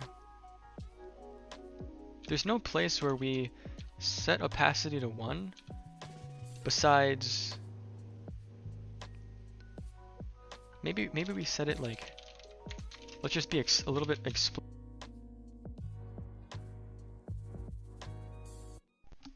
Okay, my freaking headset died again. Okay, now we're being explicit, and now there's no opacity anymore. So that's one mystery down, 1,000 to go. So now we need to kind of, like, learn. I had an idea. I have an idea. Oh, that's a smart idea. I'm giving myself pats on the back because I gotta up my morale, of course. The idea is to have a use effect hook that is connected to the changes in memory. And if that is the case, then it will automatically update, like, it'll automatically be called when the state changes. And if that's the case, then we can say, like, controls.start, like, visible. right? And then we can remove it from here. And that's also going to be called on mount, and on mount, I think. It's going to be called 2 times. So we need to say if memory.length, you know, because we learned from Sheesh that like JavaScript basically just checks like if equals to, if it doesn't equal null. You know, we also have to have controls. And why is that? You can't find use effect? Then you should import it, okay? Thank you. Now let's see about this. Oh my gosh, you guys. You guys. It's like, it's my moment of like, the social, like, you know the movie The Social Network? Like when they like, Mark Zuckerberg like wrote, or no, it wasn't even Mark Zuckerberg, it was like his friend Andrew, like wrote an algorithm on the window, and then like that music started playing, which I'll get like a copyright check if I play it, but it's like, it's like the epiphany comes to you. Now because of that, I have to go for like 30 more minutes, you guys, like, come on. We got a small win. Like, that's all. Programming is crazy because it's like, it's such a long journey. You have to celebrate all the small wins, you know? And then you'll like look up at one point when everything's ready and good to go, and you're just like, dang, that's crazy.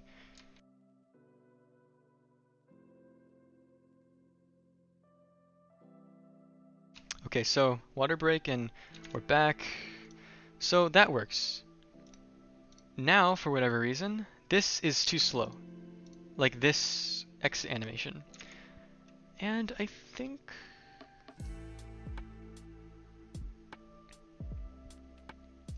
I think that's because...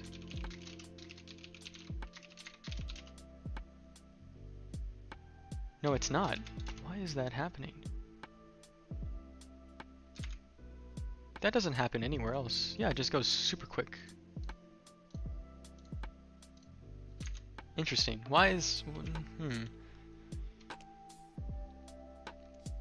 Because what we do is we start the exit. And this is good. We basically have remade animate presence. We start exiting, and then once the animation is done, we then remove it ourselves from the DOM. How cool is that, you guys? Okay, we'll fix that later. How it removes both at the same exact time, but we'll fix that. But let's see.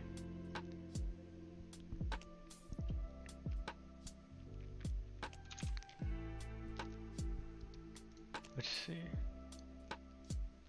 Well, okay, of course we still have the we have the delay still, and let's just fix this exit animation. Why is it taking 50 billion years to exit? Excuse me? It should only take 2 milliseconds. Okay. Oh. That's why.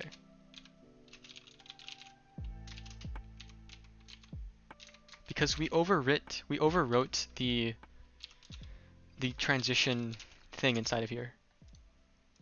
Okay, there we go. There we go, guys. We got him. Let's go. Okay. I think we can delete this now, this note. Okay. So that's pretty good. We got that down. That's really good. I'm excited now.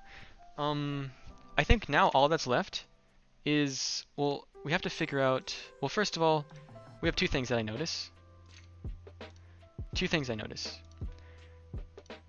Now we need to control the exit on change, okay? And we need to fix like whatever the heck is wrong with like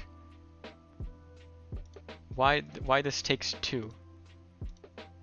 Like, why is that happening?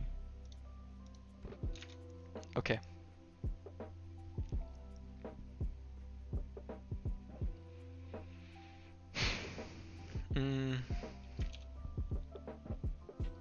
Let's see. Why well,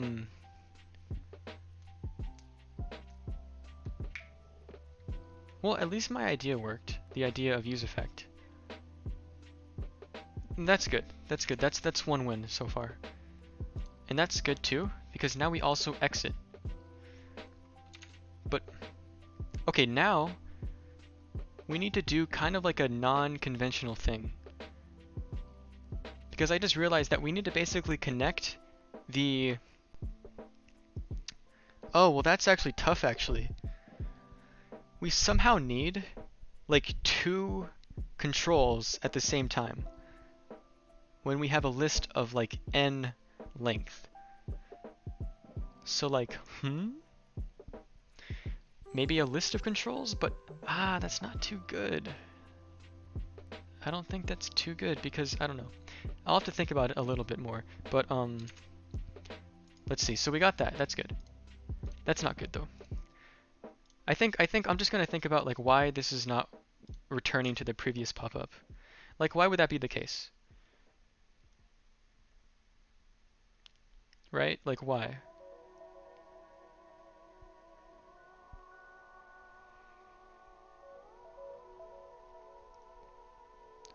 Maybe. No. Well, let me look at the every time the thing changes.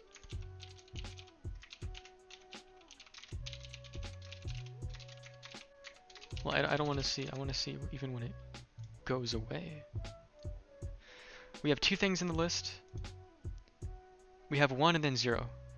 So very quickly it closes 2 times. Why do we think that is? First of all, it closes.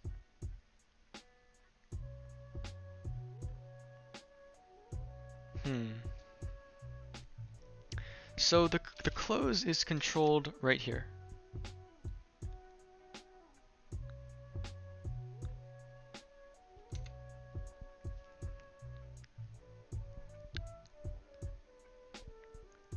Right, it's closed right there.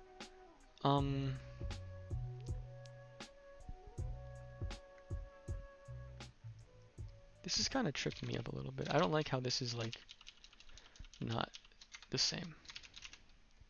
Because we go push and then open and then pop and then close. That's better. And let's like make them close to each other. Okay.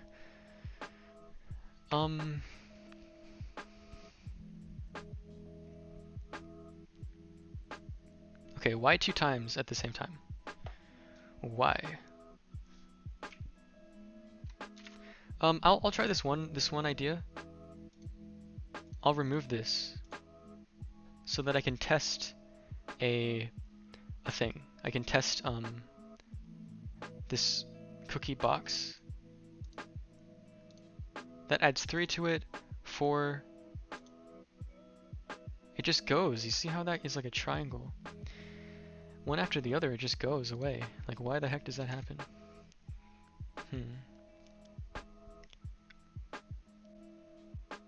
It like recursively does it for some reason. It doesn't stop. Like, and what's weird is that like it doesn't instantly set it to 0. It like ticks down. Like I just said, but like that's weird.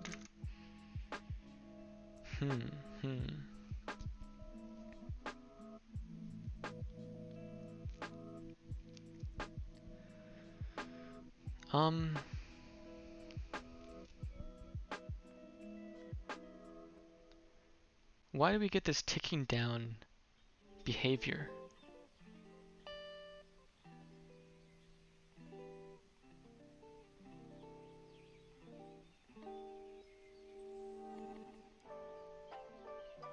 Yeah, I don't know. It could be like we're mapping, so let me see. So we're mapping something.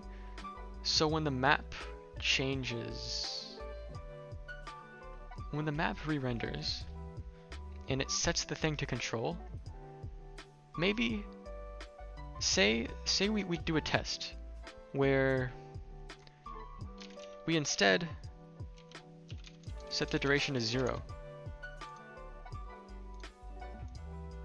That still doesn't work.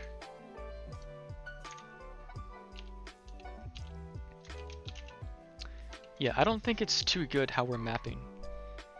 And then wanting to like control like the top pop-up. I think it's causing weird issues.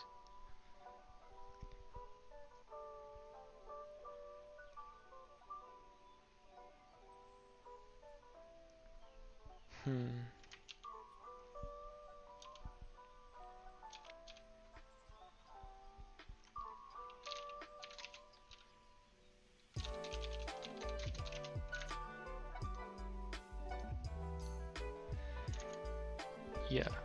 Well, let me see.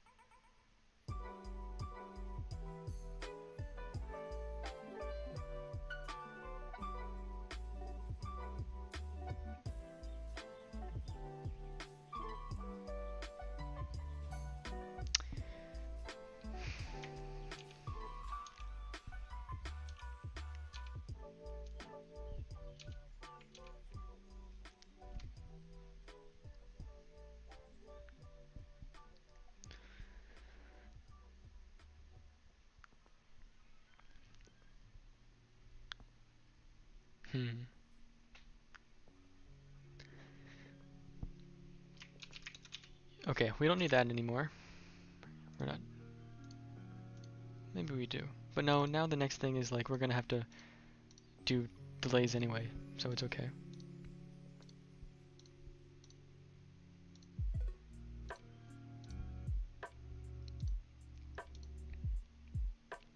Yeah, I don't know. I don't know why this is wrong.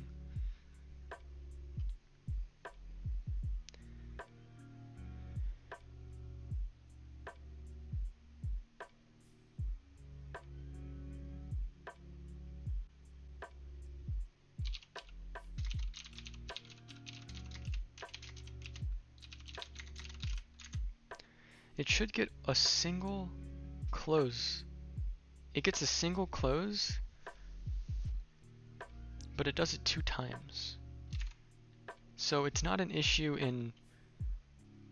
so of course it's not an issue in where it's getting called, but it's like... it's an issue in this onComplete.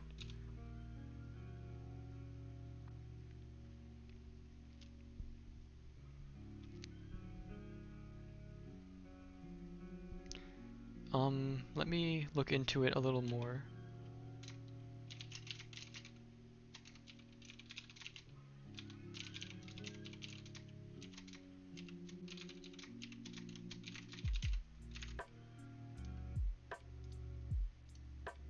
It does frickin' 4 calls, excuse me?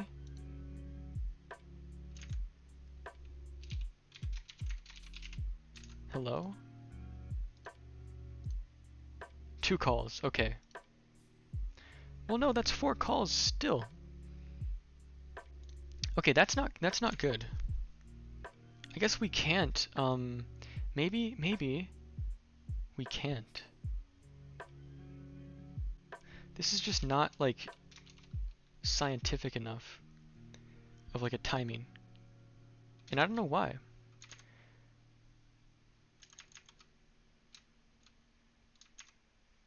Let's see if there's any hope in these things called variants.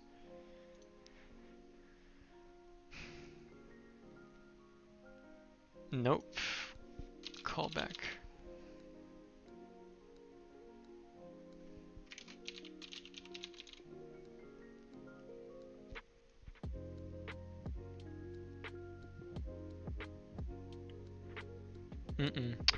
That's tough. Okay.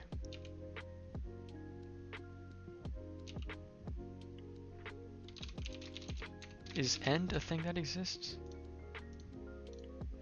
Nope.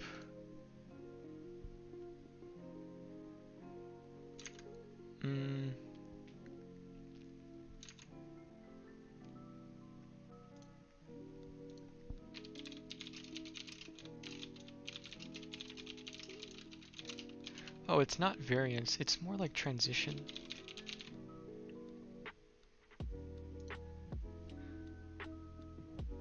Not here.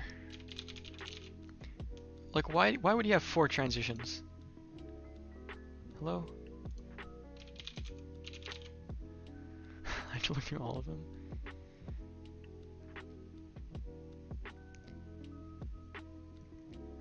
Okay, animation events. There we go. But that's the wrong place.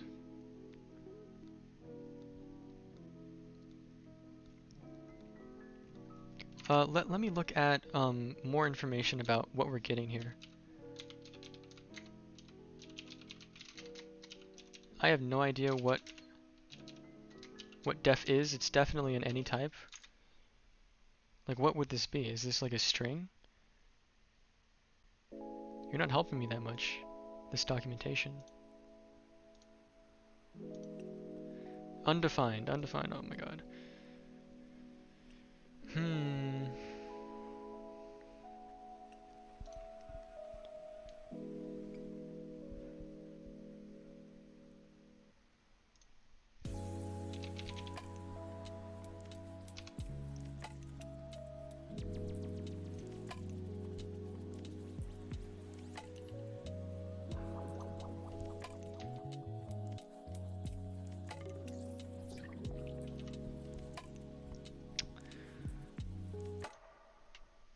Okay.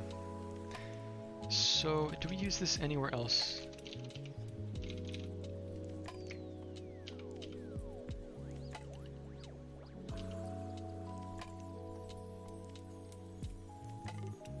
Yes, and not a single time.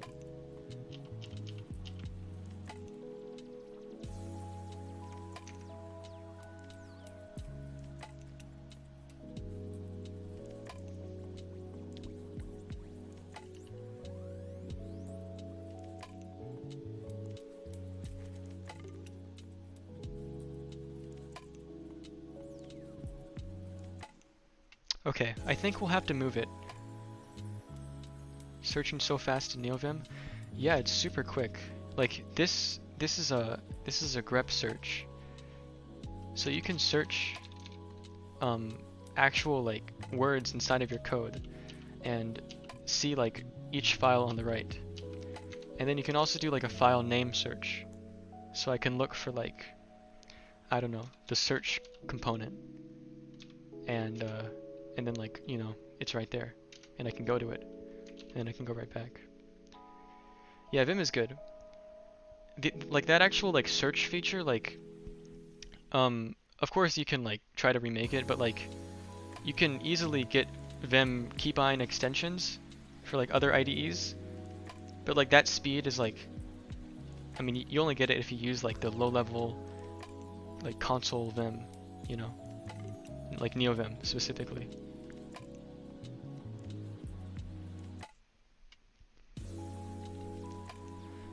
So yeah. But yeah, I have no clue like why this is not working. So we'll probably have to move this. You know, where would we move this? Let's see. So like I think the problem is like there's no other good place to put it. So we kind of have to like put it here. But and then like forever, like for whatever reason, it just gets called 4 times. It makes no sense. It gets called even after there's nothing inside of the thing. Like what? Why would it get called 4 times? Maybe that's just like a full-on bug, you know?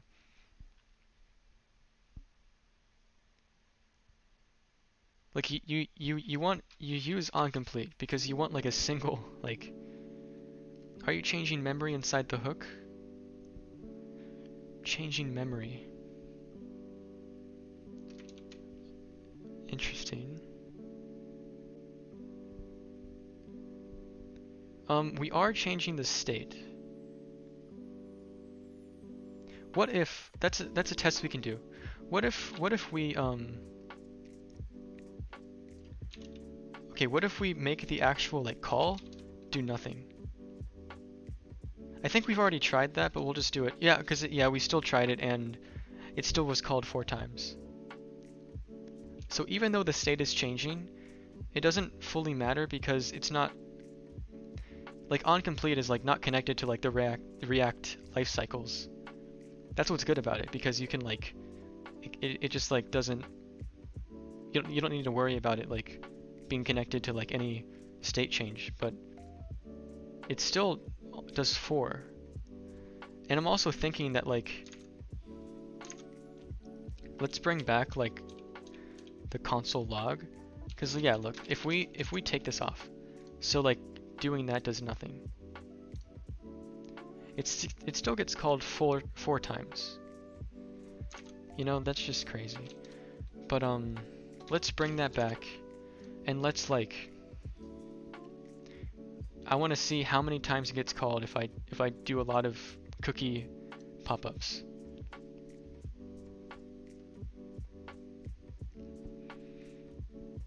So I'm gonna do like 1, 2, 3.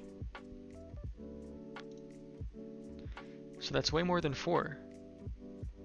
That's 6. Why is it like for each pop-up, it's like adding 2 calls? I think it definitely has something to do with mapping. Some issue with mapping.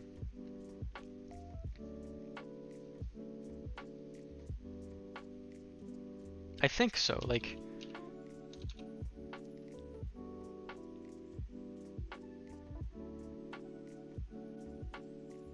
I'm calling it in a map. Yeah. And why would it be called twice? Because the reason that this is kind of working right now is because we say like for something that isn't visible, we give it or for something that is visible, we give it controls.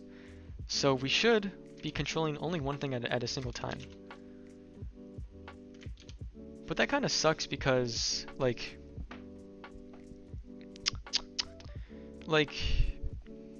we need the map. I don't think there's a way we need the map because we need to like save everything in the DOM. And we also, I'm pretty sure we need like the controls. Maybe we spawn a new control for every map, like every item in the map. Now, that doesn't seem too good. And I don't think we can even do that with hooks. I don't think we can like programmatically create new hooks. Maybe we can.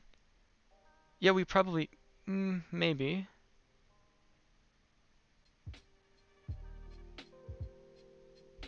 I'm not entirely sure. Let's just play with that idea though. Say we make an anime controls for at least the previous 2 things. Maybe.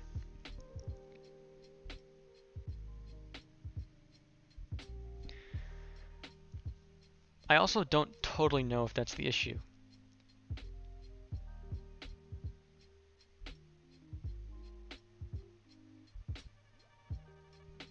Controls should only be on on like a single like item anyway, a single component, because we have like is visible, then we give it controls. So is visible is only given it like it is only true for one item. So only one item should have the controls. And when the current top item, well maybe that's the issue. Maybe you are right. Or maybe what I'm trying to say is like maybe because React is just rendering anyway, like every single render it respawns the components. Like at least the connections to the actual like DOM of the component. So it's like reinitializing or it's like resetting like the controls, I think. And it would make sense if it's 4 times, but why twice per thing?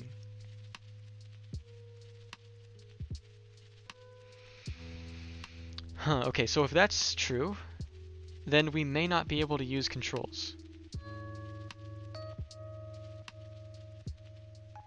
But I don't think that's too good.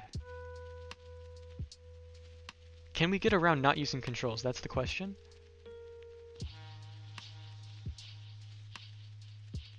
I think we can. I think we can. We might be able to. Because the only special thing about controls, I think, is the fact that we can, like, inside of something, call the controls and like handle the timing. I think. But I think we can just move this so we can like delete that and then paste it here.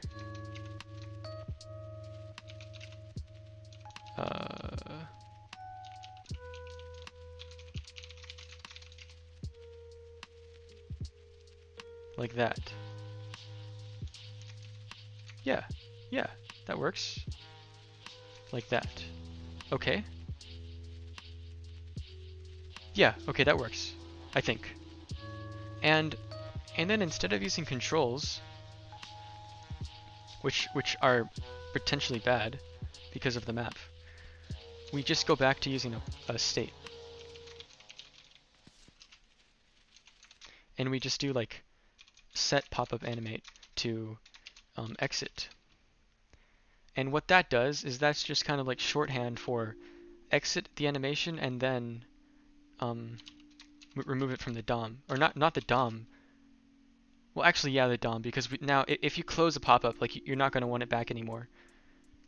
It's out of the memory, so that makes sense. So then we're going to say pop-up animate. Set pop-up animate. Use state. And that's going to be, it's going to be visible by default. So then I think we can remove our idea of needing to do a connection like that, and then just set it in here. Now potentially that's the idea. Okay, hello. Okay. And that did nothing, so let's see what's wrong. But it did work though. Let's just, oh, but it's not setting the state properly.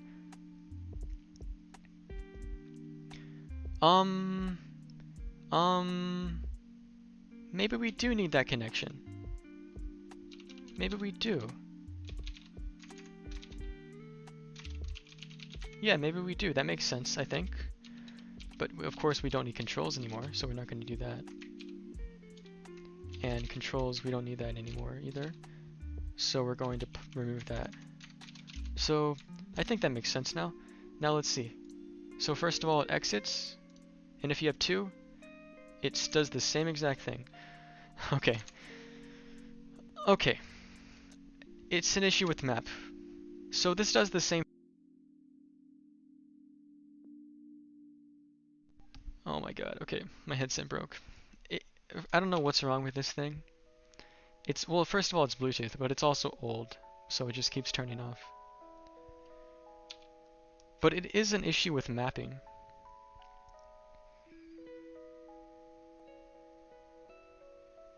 That's tough because we're trying to get like some extra functionality out of like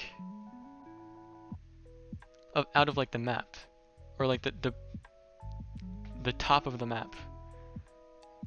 But we still need the map. But we can't do what we want to do if we're mapping everything. This is a tough issue.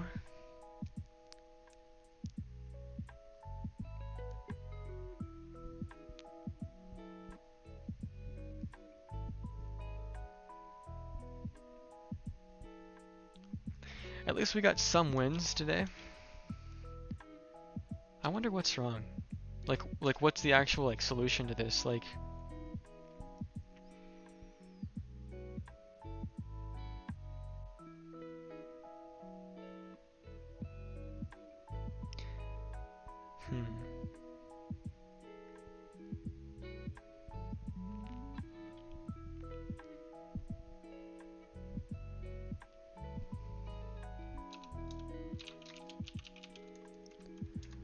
curious what that does.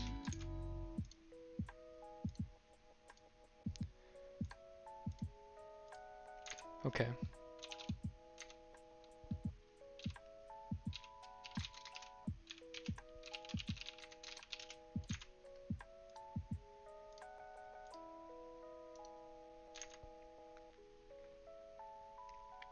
Okay.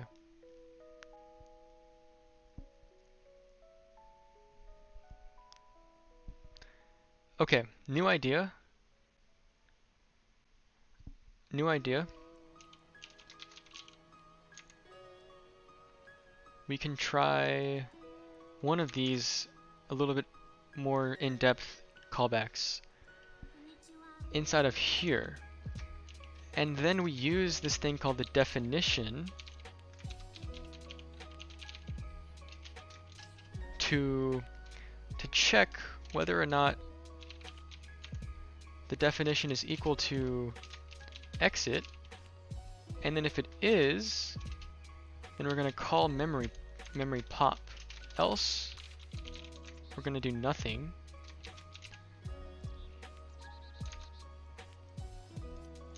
Okay, and then that can remove this issue of, well, first of all, that we'll have to put back a few things.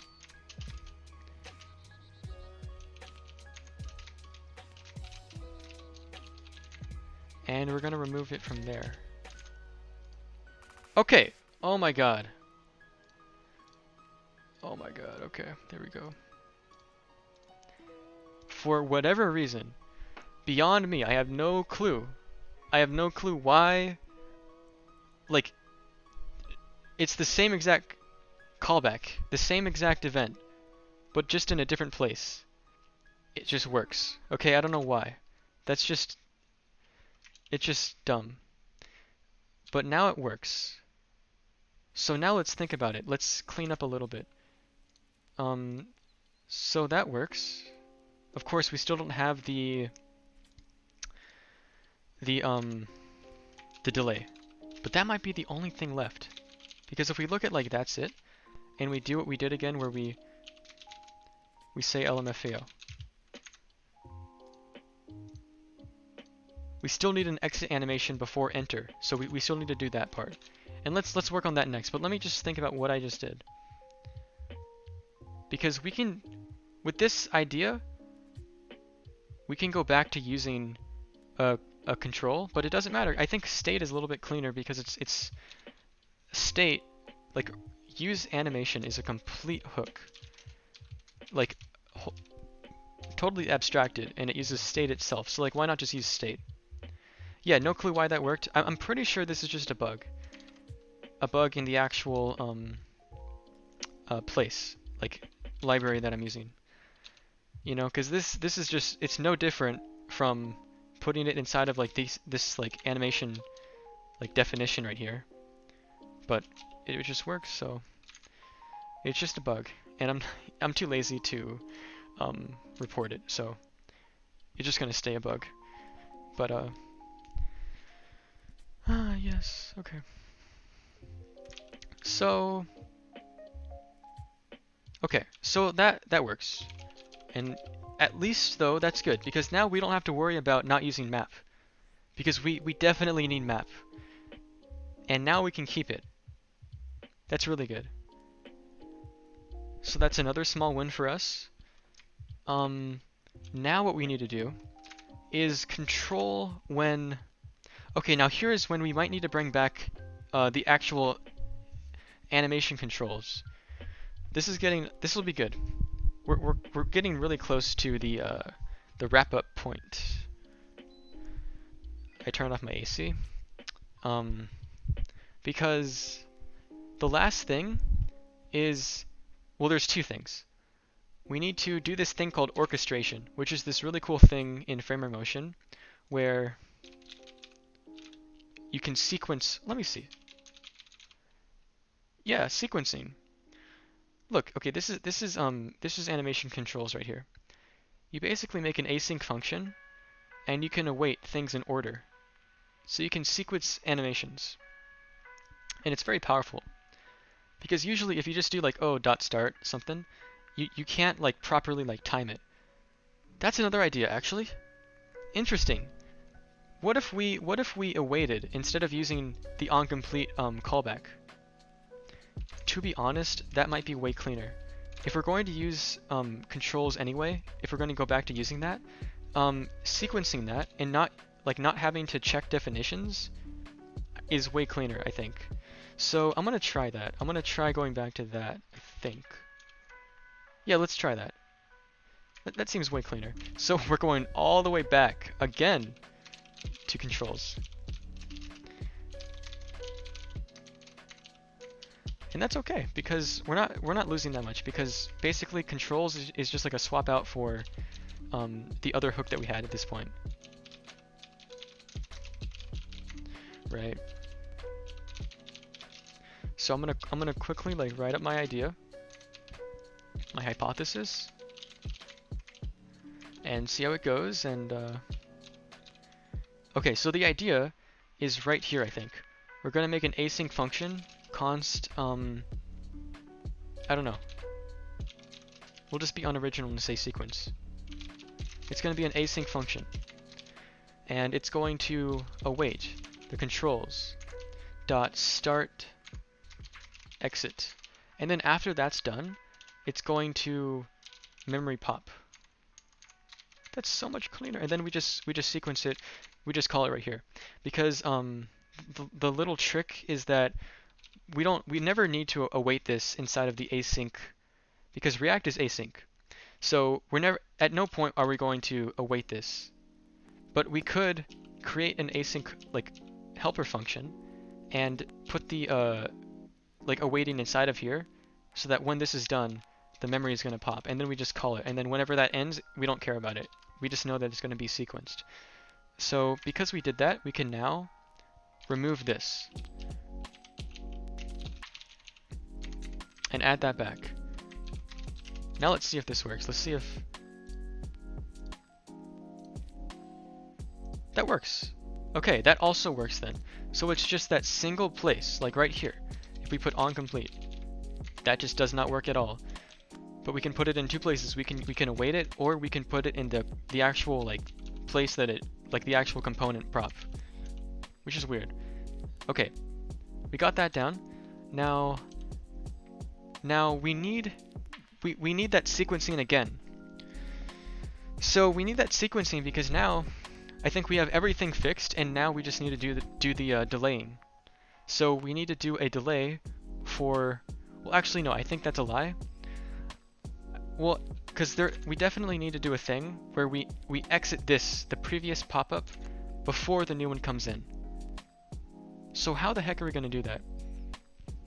We're going to need to find where that happens. It happens in an open pop-up. So inside of an open, anytime that you open a pop-up, let's see. Yes, anytime you open a pop-up, or anytime something is like anytime the memory is changed, we can probably put it up here. Yeah, we can probably put it up there.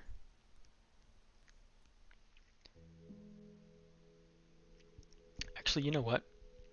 I'm gonna do a minor cleaning up and just move this up above, because I don't like how I'm calling it inside of here when it hasn't even been made yet. And then I'm gonna put this up above as well. In Vim, you can, one cool thing about Vim is that you can make up your own keybinds. So this thing that I did is made up, like taking a block of code and moving it around. It doesn't exist in the default Vim, and you just make it up. You know, you do this thing, you go like .config, you do that, you do like Vim init, and this is your init file where you can tweak anything you want. And the place that I did it was right here. These two lines. It means if you're in the V mode, which is the visual select mode like this, and you do Shift J or K, it moves it. Shift J moves it down by 1, and Shift K moves it up by 1, and it moves everything like under it and stuff like that. So you know, that's pretty cool. Oops. Okay, that's a minor tangent. I'm gonna drink some water.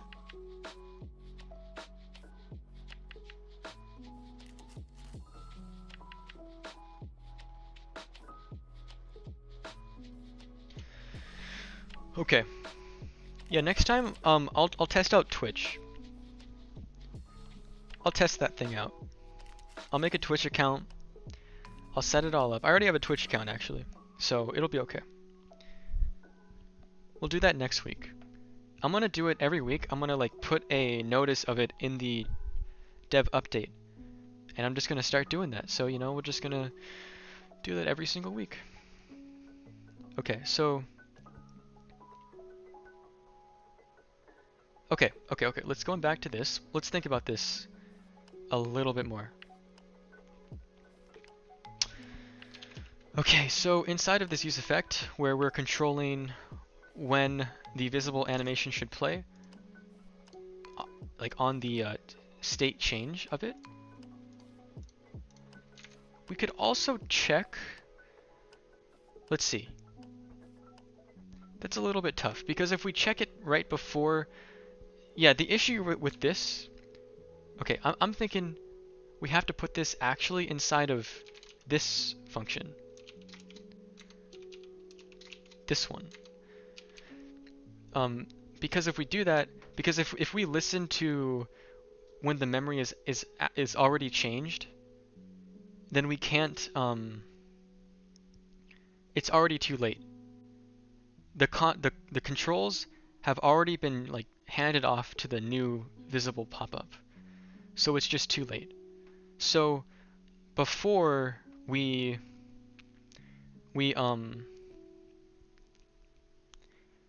yeah, so before we do it, we need to do another sequence. So it'll be like const sequence equals async this an anonymous function, and then we'll move this up here, and then we'll do await controls something. We'll do that. Okay, that does not work at all. We should probably say if and only if. Right? If and only if there's already a memory. That means that we're adding something to the memory, and the current thing should stop. Never mind, that does not work at all. Oh, we don't even call it. Okay, that's our first blunder. We don't even call the function. Okay, that works. That works. W.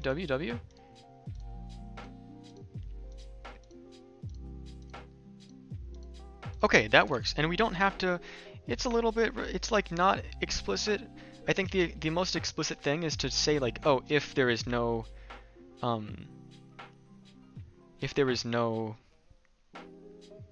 memory, probably should rename memory to something like pop-ups. I don't know. I like memory. It's kind of like, it's like I like naming things that are just kind of like just a little bit neater, you know. Because if you think of a pop-up, like this box is actually a modal.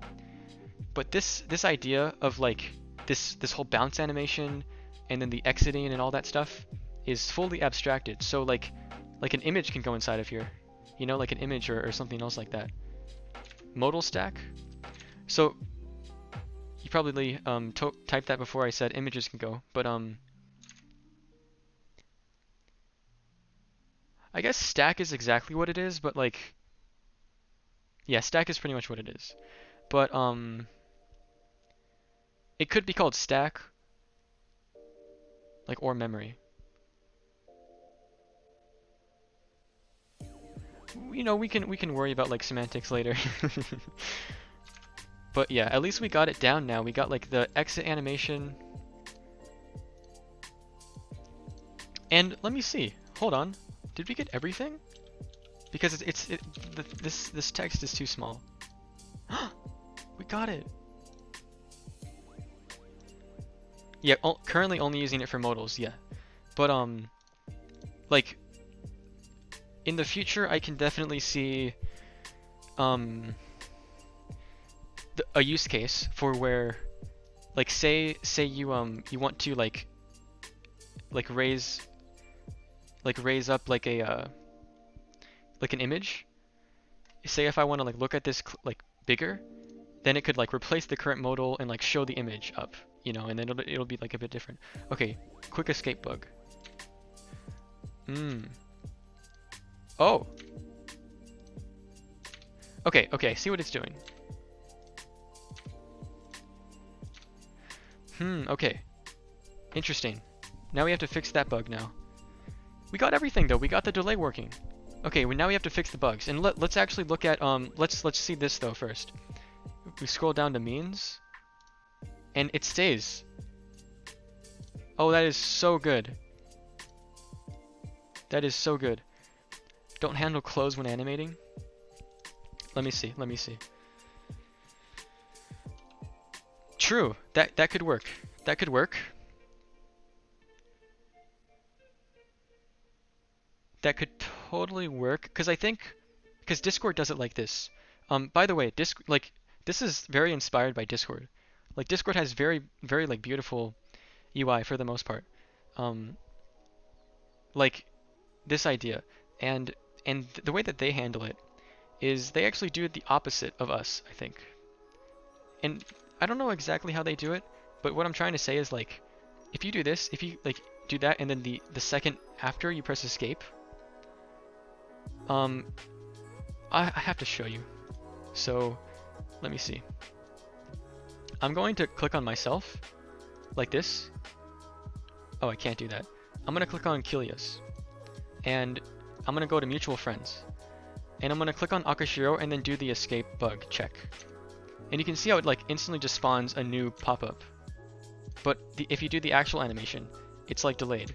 So like what I think they do is like also this does the perfect scrolling too. Like I scroll all the way down to where it says like never too much and then I go back and it stays that scroll spot. So we got it down to like how Discord does it, which like Discord is like top notch, you know. They thought of a lot of things like this. So you think about this, like it seems like there's a point where there's two animations happening at the same exact time. Because it seems like this exit, like the escape, because it's able to like because it like controls the new one, like it's like the new one has a delay. I don't know how to I don't know if I'm doing a good job at explaining it, but yeah.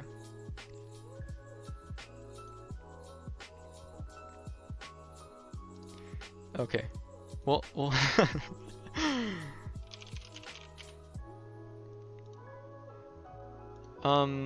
Discord drama. Discord is quite bad drama. But yeah, I think you're right. I think one of the easy ways to do it is just to ignore closing during an animation. And the beautiful thing about that is that we can just like the escape goes to the modal closing. It seems like they have different control contexts. Yes, and it still opens the other pop-up. Yeah, what it seems like is like it seems like the instant a new pop-up spawns, the control instantly goes to the new pop-up. And because of that, it like has a delay, so it's like invisible for the first few seconds. So first of all, it's like spawn. So basically, I'm pretty sure that like two pop-ups are alive at the same exact time with their like with how they've set theirs up. Because and then they have two controls. They have one control that goes to closing that, and then the other one that is on like a delay. And then it comes in. But ours waits for this to close and then spawns in the new one. So there is no like built-in delay. It's like it just happens one after the other. Right? So I think that's a little bit cleaner, to be honest. Like I don't know how they did theirs. It's very interesting how they set theirs up, but we can just check controls.isAnimating. I think that's what it is. I don't know if that's my IntelliSense is like failing me. if it is animating, we're just going to return. And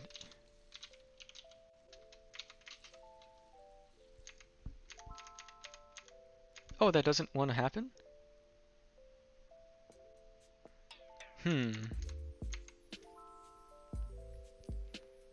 I could have sworn that that was a thing that existed. I could have sworn.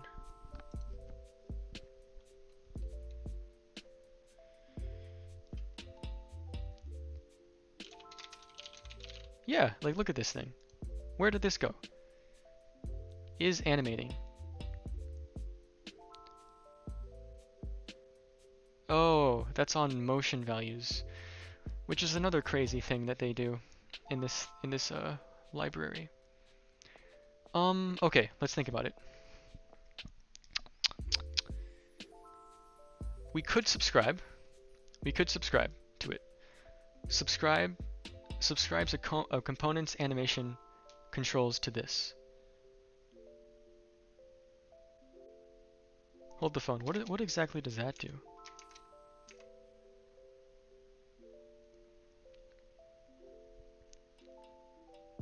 I think it calls a function on update, which we don't want. We don't want that.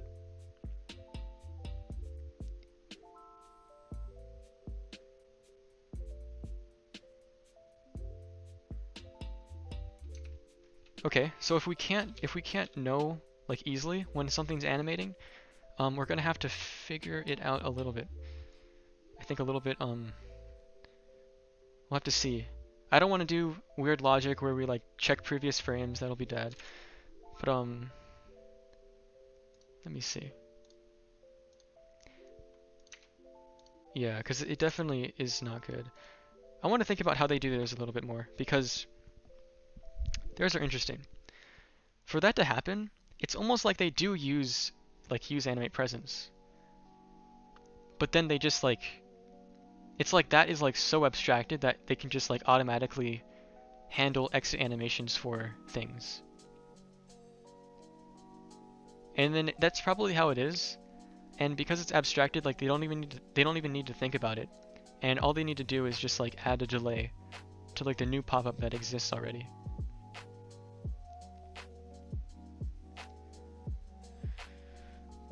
Like the question now is like, is that, I don't think that's so much better that we should try to do that. We'll just disable all closing during animation. Well, hold on. Say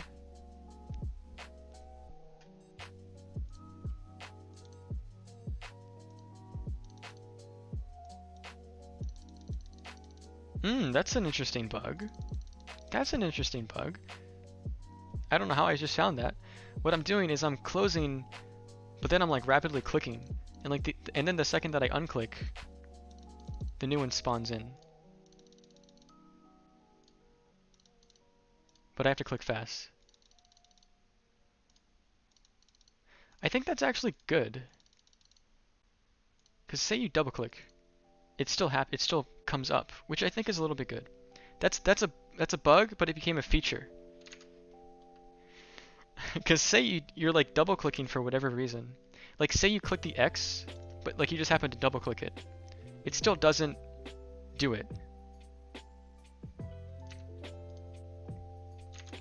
Okay. Now what that seems like exactly what we want to happen, because that seems like you can't close during an animation. And what is that doing? I think what it's doing is it keeps awaiting for an exit. And then if you click fast enough, you just keep doing that over and over again. I think, at least.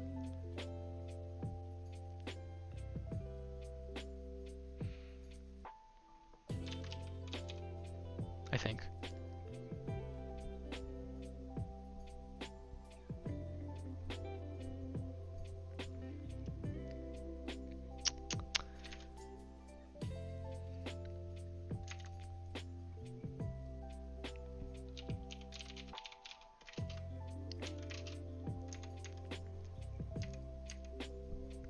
Now what does mount do?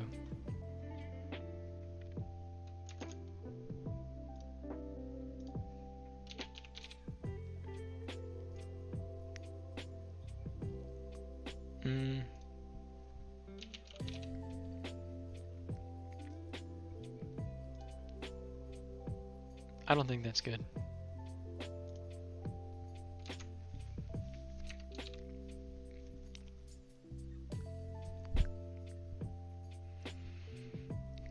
Okay.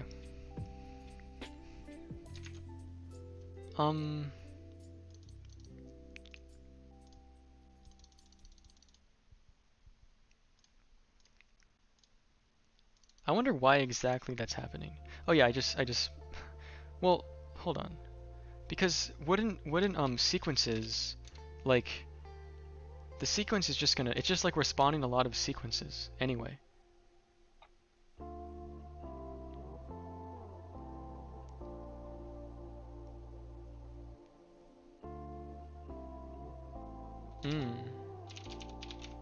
I wonder if what we'll see is like, it keeps awaiting, and until it's finally able to, oh, it doesn't, it just does a single one. So for whatever reason, it seems like it's canceling all of the requests that it's doing.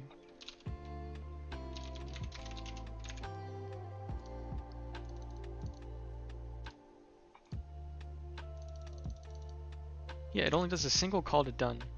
I wonder why that happens. Maybe by recalling it cancels the old one.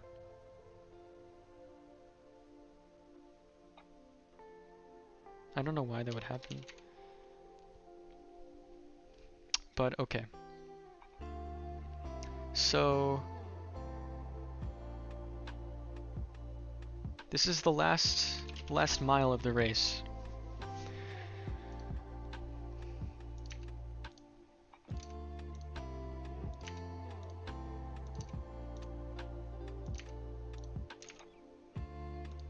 To be honest, like, I think using, like, why are we using, okay, we definitely need controls on this because we need to await them. But then I was thinking, oh, we go back to the state idea again, and we can just read the state so we can know, like, what's the current state of the animation. And then we can say, like, oh, if the state is this, then don't exit.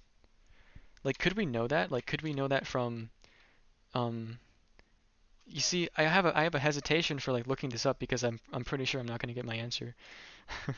So I just have to, like, I have to think about it myself. Like, how could we know the current animating of, like,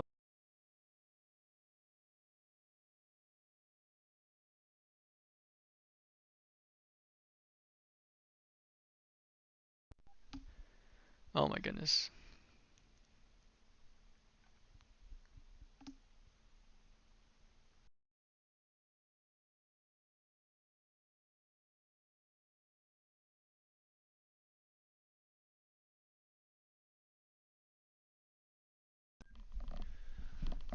Hello?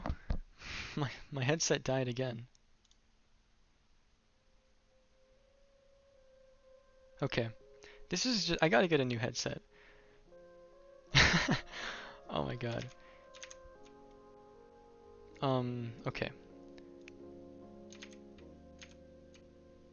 Okay, so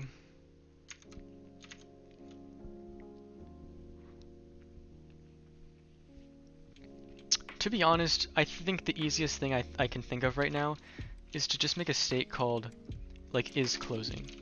And that's fine, because this is the pop-up handler, and it's only going to have a single, like, only one thing should be closing at a single time. So that's, I think that's okay. And it's just the easiest, like, way to set it up. Like, we could just say, in the close pop-up, like if something is closing, then we're just gonna return and we're just gonna not care about it. But and then if we're gonna set is closing to true, We're going to do that and then set it to false after we await.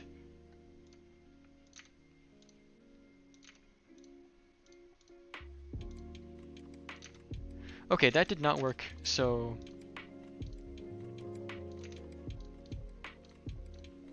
why did that not work? Because that seems like the most obvious thing that we could have possibly done.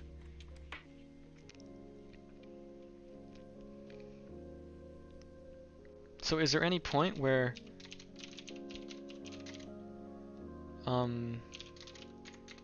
we call this and is closing is false?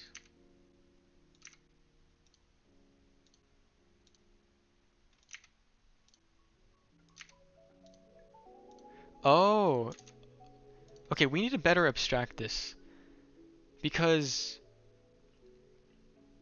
in the point where we do it here as well, like this is the problem. This is why abstraction is so important, because there's two places where we exit. And if you notice, this is almost the same. Like, this code is like the same as this, except that the push is happening after the exit. So we need to abstract this somehow. So if we abstract it, then we can, then I think everything will work. So let's abstract that right now. So let's think about like a good way to, like what to call this, how to abstract it, and stuff like that. I think sequence, just handle sequence is probably just easy. And it's going to have to take a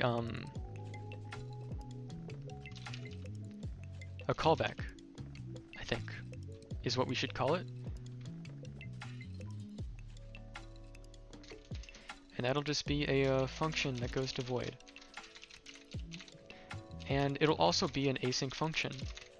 And we're also going to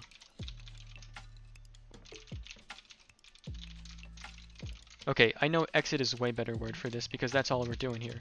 We're going to handle the exit and then we're going to run the callback. Okay, but then we're going to set isClosing to true in the beginning, and then at the end we're going to set it to false. Right, and I'm going to put that in the middle because it's just cleaner. And we're going to say if isClosing, then we're going to say return, because it shouldn't be doing it at the same exact time. We have to do a proper syntax on there, and that's good. And then we can simplify a lot of things. We can get rid of literally all of this and say handle exit, and then say memory push. Memory pop. Right? And then we do the same thing here, but only memory like push. And what's the issue here? Oh, because we have content. Okay, then. This is how you cheat the system. You make it into an anonymous function, a void function. Okay, I think this will work now. I'm pressing escape. Oh.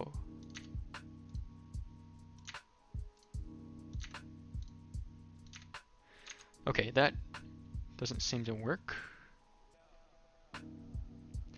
Let's see, what's the issue?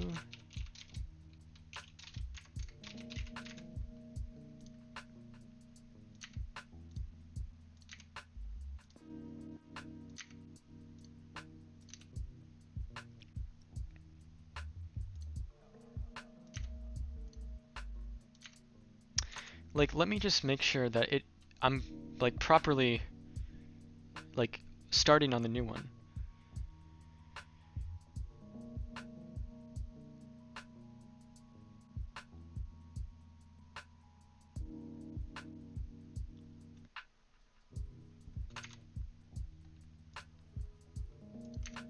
Because if I do it a little bit late, it ignores it like it should.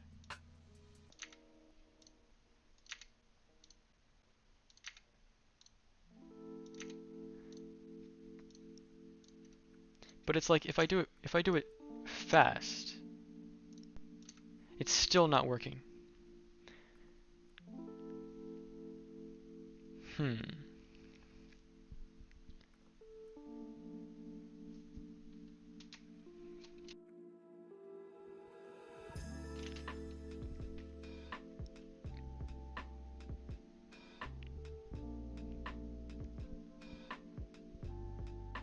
What's wrong now? I was getting some food. Okay, I'll comment some stuff up later, but what I was doing was I was adding an is closing state that I set. So first of all, I abstracted like all the async stuff into a new function called handle exit, and that makes things cleaner because here in the close pop-up, all we do is we handle the exit, and then we at the end we run memory pop. Same here, we do it, and then at the end we run memory push and then the content. And the issue is that when it's starting the exit, I set the state to true, and then when it's ending, I close it. I set it back to false, and then I say if it's closing, then return, because I don't want multiple closes to happen at the same time. So what the ideal solution of that is that the instant that I close this, that I click that, it stops me because it knows that something is already being closed, right? But it does work a little bit because I did it like, if I do it a little bit later, let me make the timing way slow so I can see like what I'm doing. Like let's do it 1 second.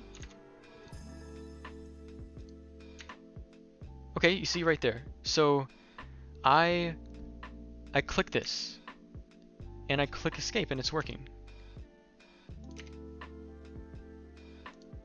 Maybe I'm just doing it too fast. And like, are you setting the is close after calling the callback? Yes. I set it back to false after the callback is run. But looking at this now, how the thing is so close. If I, yeah, the second. Okay, never mind though. Hello.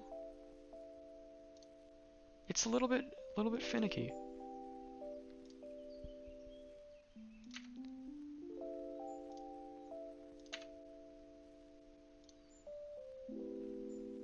If I'm like more obvious with like the order that I do them. Yeah, you see that? Okay, I think it works. I think I'm just going too fast for it. So, I'm pretty sure we got it all down. Today was a successful day. We added a beautiful new feature. What the heck happened with that? Oh, there's a little bit of bug because it has the old state.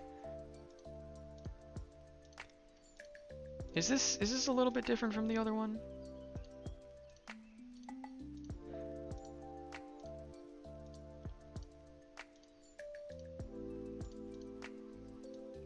Is this the same or different?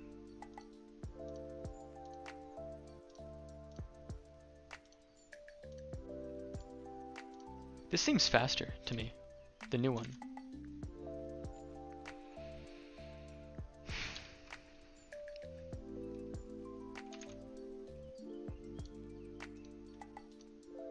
Yeah, it seems faster. Yeah, way faster to me. Not sure why that is happening.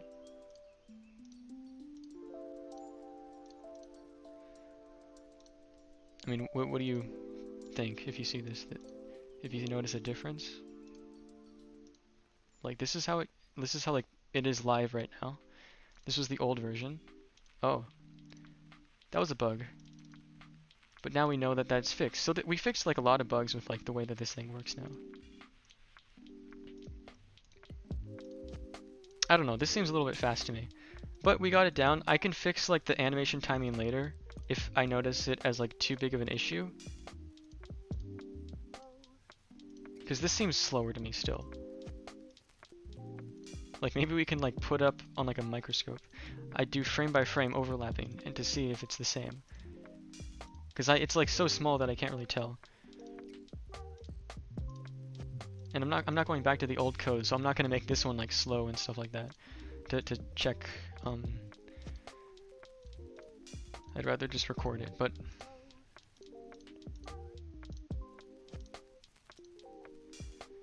yeah, it's pretty good. Let's see, maybe it has something to do with some like weird opacity issues, or because we are setting opacity to 0 in a certain place. I don't think that's an issue though. We got it down though. You know, because this is the best check. This is like the main feature of everything, is that we scroll down to say means, or actually a way better example. I don't think there's a good example because I was gonna scroll way down here. I was gonna like do this and open that up. You know what? I'll do that real quick. I'll go to the roadmap and I'll put in a thing that opens a new pop-up. Because we have a custom hook that we've made now, so it's open pop-up, and I'll do a new thing that is a button. Oh, that's a good idea. I don't know who did that. That seems new to me. That like fix of the like auto completion of tags. But yeah, that's good. But we'll say click on click. It will open the pop-up, and then the content is going to be like testing.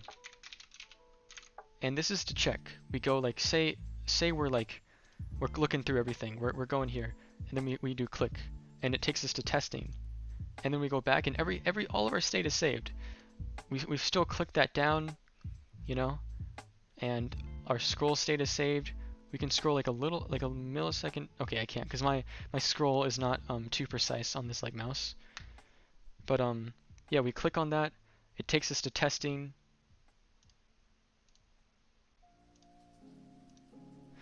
It seems like there is some like issue, and let me just, and I don't know why,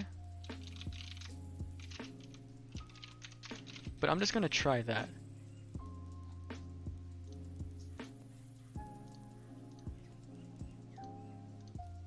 I don't know, it just for whatever reason it's like what if I make it slower?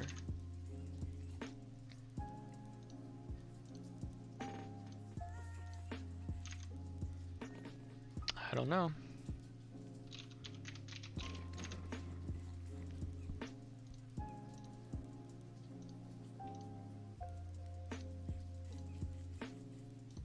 But yeah, that works.